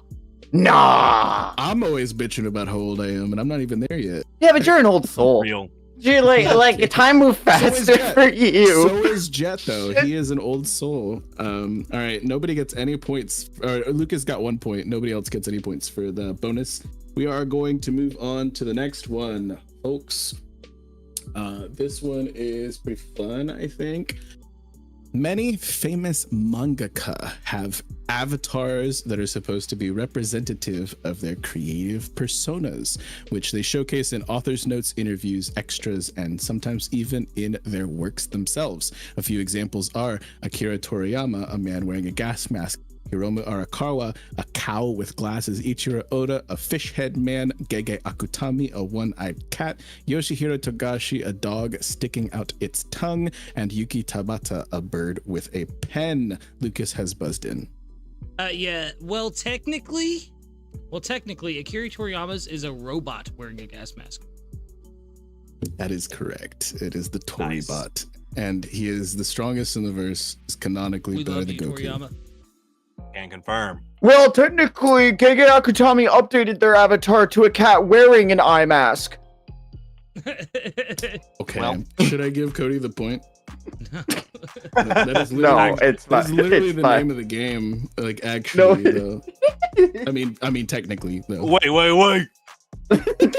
Yeah, I'm gonna give you the point, Cody. I like your style. I like it. They literally like the just voice. updated their avatar, which is why I thought it was funny because I was like, "Oh, dude, I actually know this because it just happened." But yeah, I thought it's about kinda- this beforehand. If you would have said that it was like a waving cat with one eye, I also probably would have given you the point for that because it's always doing the thing. You know what I mean? Yeah. But yeah, I'm fine with giving you the point as well. The current standing is Jacoby is on the board. On the board. Lucas is at 4 points. Cody is at 3 points. Still anyone's game. Well, maybe. Yeah, if we account for bonuses and whatnot. You never know. Next one is here we go. In the now concluded Battle Shonen My Hero Academia, a hero persona is something the students of Class 1A all must come up with and present for approval as part of the curriculum. It is standard practice for heroes to go by these names professionally, but aside from simple identifiers, these names are usually indicative of the special quirk possessed by said hero. This is part of why it is such a big deal that Midoriya goes by Deku, which can be slang for useless. The only real notable exception being Bakugo, who didn't give his hero name until much later in the story. Cody has buzzed in. Well, technically, My Hero Academia isn't concluded yet because it has an episode releasing in May. The manga has concluded, but I mean, should I give him the point? Should I give him a point? There's a yeah, probably I'm not. trying to pad the game. Lucas, you have buzzed in. Well, technically, Bakugo did give his hero name to Midnight when she first asked everyone their hero names, but no one liked it. She denied it. Yeah. It's not the technicality I'm going for, unfortunately. So there was an exception made for him because he did not have to provide a new one. She shot down the one he provided. Yeah. He did not provide a new one until much later into the series. So it's not the technicality I'm looking for. I'm sorry. Jacoby. Oh, Man. Now what you just said makes me think I'm wrong. I'm terrible at this Shoot game. your shot, brother. Shoot your shot, brother. You're on the board. Okay. Well, yeah, I am on the board, dude. I am on the board. So technically, you're doing all right. Well, technically, they don't have to be approved. They are. Yeah, that is a part of the curriculum. They do. They do have to? Okay. From what we had seen from 1A, yes, Midnight did have to approve them as part of the class. Okay. Because I was thinking, my train of thought was like Bakugo put his in. They didn't approve of it, but yet it still went through. No, so. she straight up shot it down. She was like, "No, you're not doing that." Lucas, you have re-buzzed in with Cody hot on your tail. Pause. Well, technically, these names aren't usually indicative of the special quirk. They are. Largely, not explicitly, not like it's not a need, but they usually are. Cody, you have buzzed in. well, technically, it doesn't have to be just heroes. Vigilantes and villains can also use these names, this naming scheme. I guess that is correct. It's not the technicality I'm looking for because of what I'm looking for specifically pertains to Class 1A. We'll call it there, except I see Lucas typing. Does he have another shot? No, I don't. Okay. Well, technically, another exception was made for Todoroki to be allowed to use his real name, Shoto, as his hero name, Yeah. as it signified him reclaiming his identity. Yes. That was like I a see. whole thing. Bonus points. Who, you gotta buzz in for this. Who can actually give me the full version of Bakugo's hero name? Lucas has buzzed in. Lord Explosion Doom Murder Dynamite? Is that what it is? No, you're wrong, but that's so funny. Jacoby has buzzed in. Oh God, you just threw me off, and I had it. God, it is something destruction murder god is like what it is. Like, So, I don't have. know it. Explosion murder god. That's all I got. I know that's not it. Damn it. it's not technically correct. Cody, I'm the close. full name, if you will. Explosion, death, murder, god. No. It's even I'm longer gonna than that. say nobody got it. Yeah. The full name is Great Explosion Murder God, Dynamite. That's what it is. Ah. It's so fucking long. It's It so is ridiculous, really, dude. It's really funny, I think, It in is. my It's so opinion. funny. I love it. I love it. This will be the last one, I think. I have a couple more. We're trying to finish up pretty quickly. Quadruple here, or nothing folks. for Jake. Okay. There is some bonus points available if you get it, but we'll see. Lock in, y'all. Many of the mangaka that are responsible for some of the most popular series today had started out writing one-shots and working as assistants to other famous mangaka, as was the case for Ichiro Oda, Kentaro Miura, Yusuke Murata, and countless others.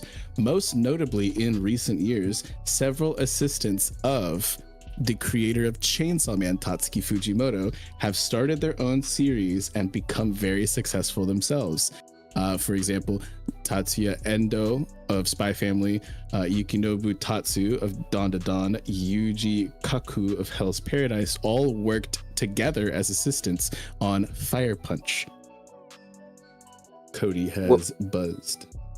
Well, technically, I'm pretty sure Yukinobu Tatsu worked also on Chainsaw Man as an assistant with Tatsuki Fujimoto, if I'm remembering correctly. I think that is correct, but that is not the technicality I'm looking for here. I'm sorry. Oh, it's all good. Because I think several of these people worked on Chainsaw Man. a couple, not specifically Chainsaw, but some of the one shots as well. You know what I mean?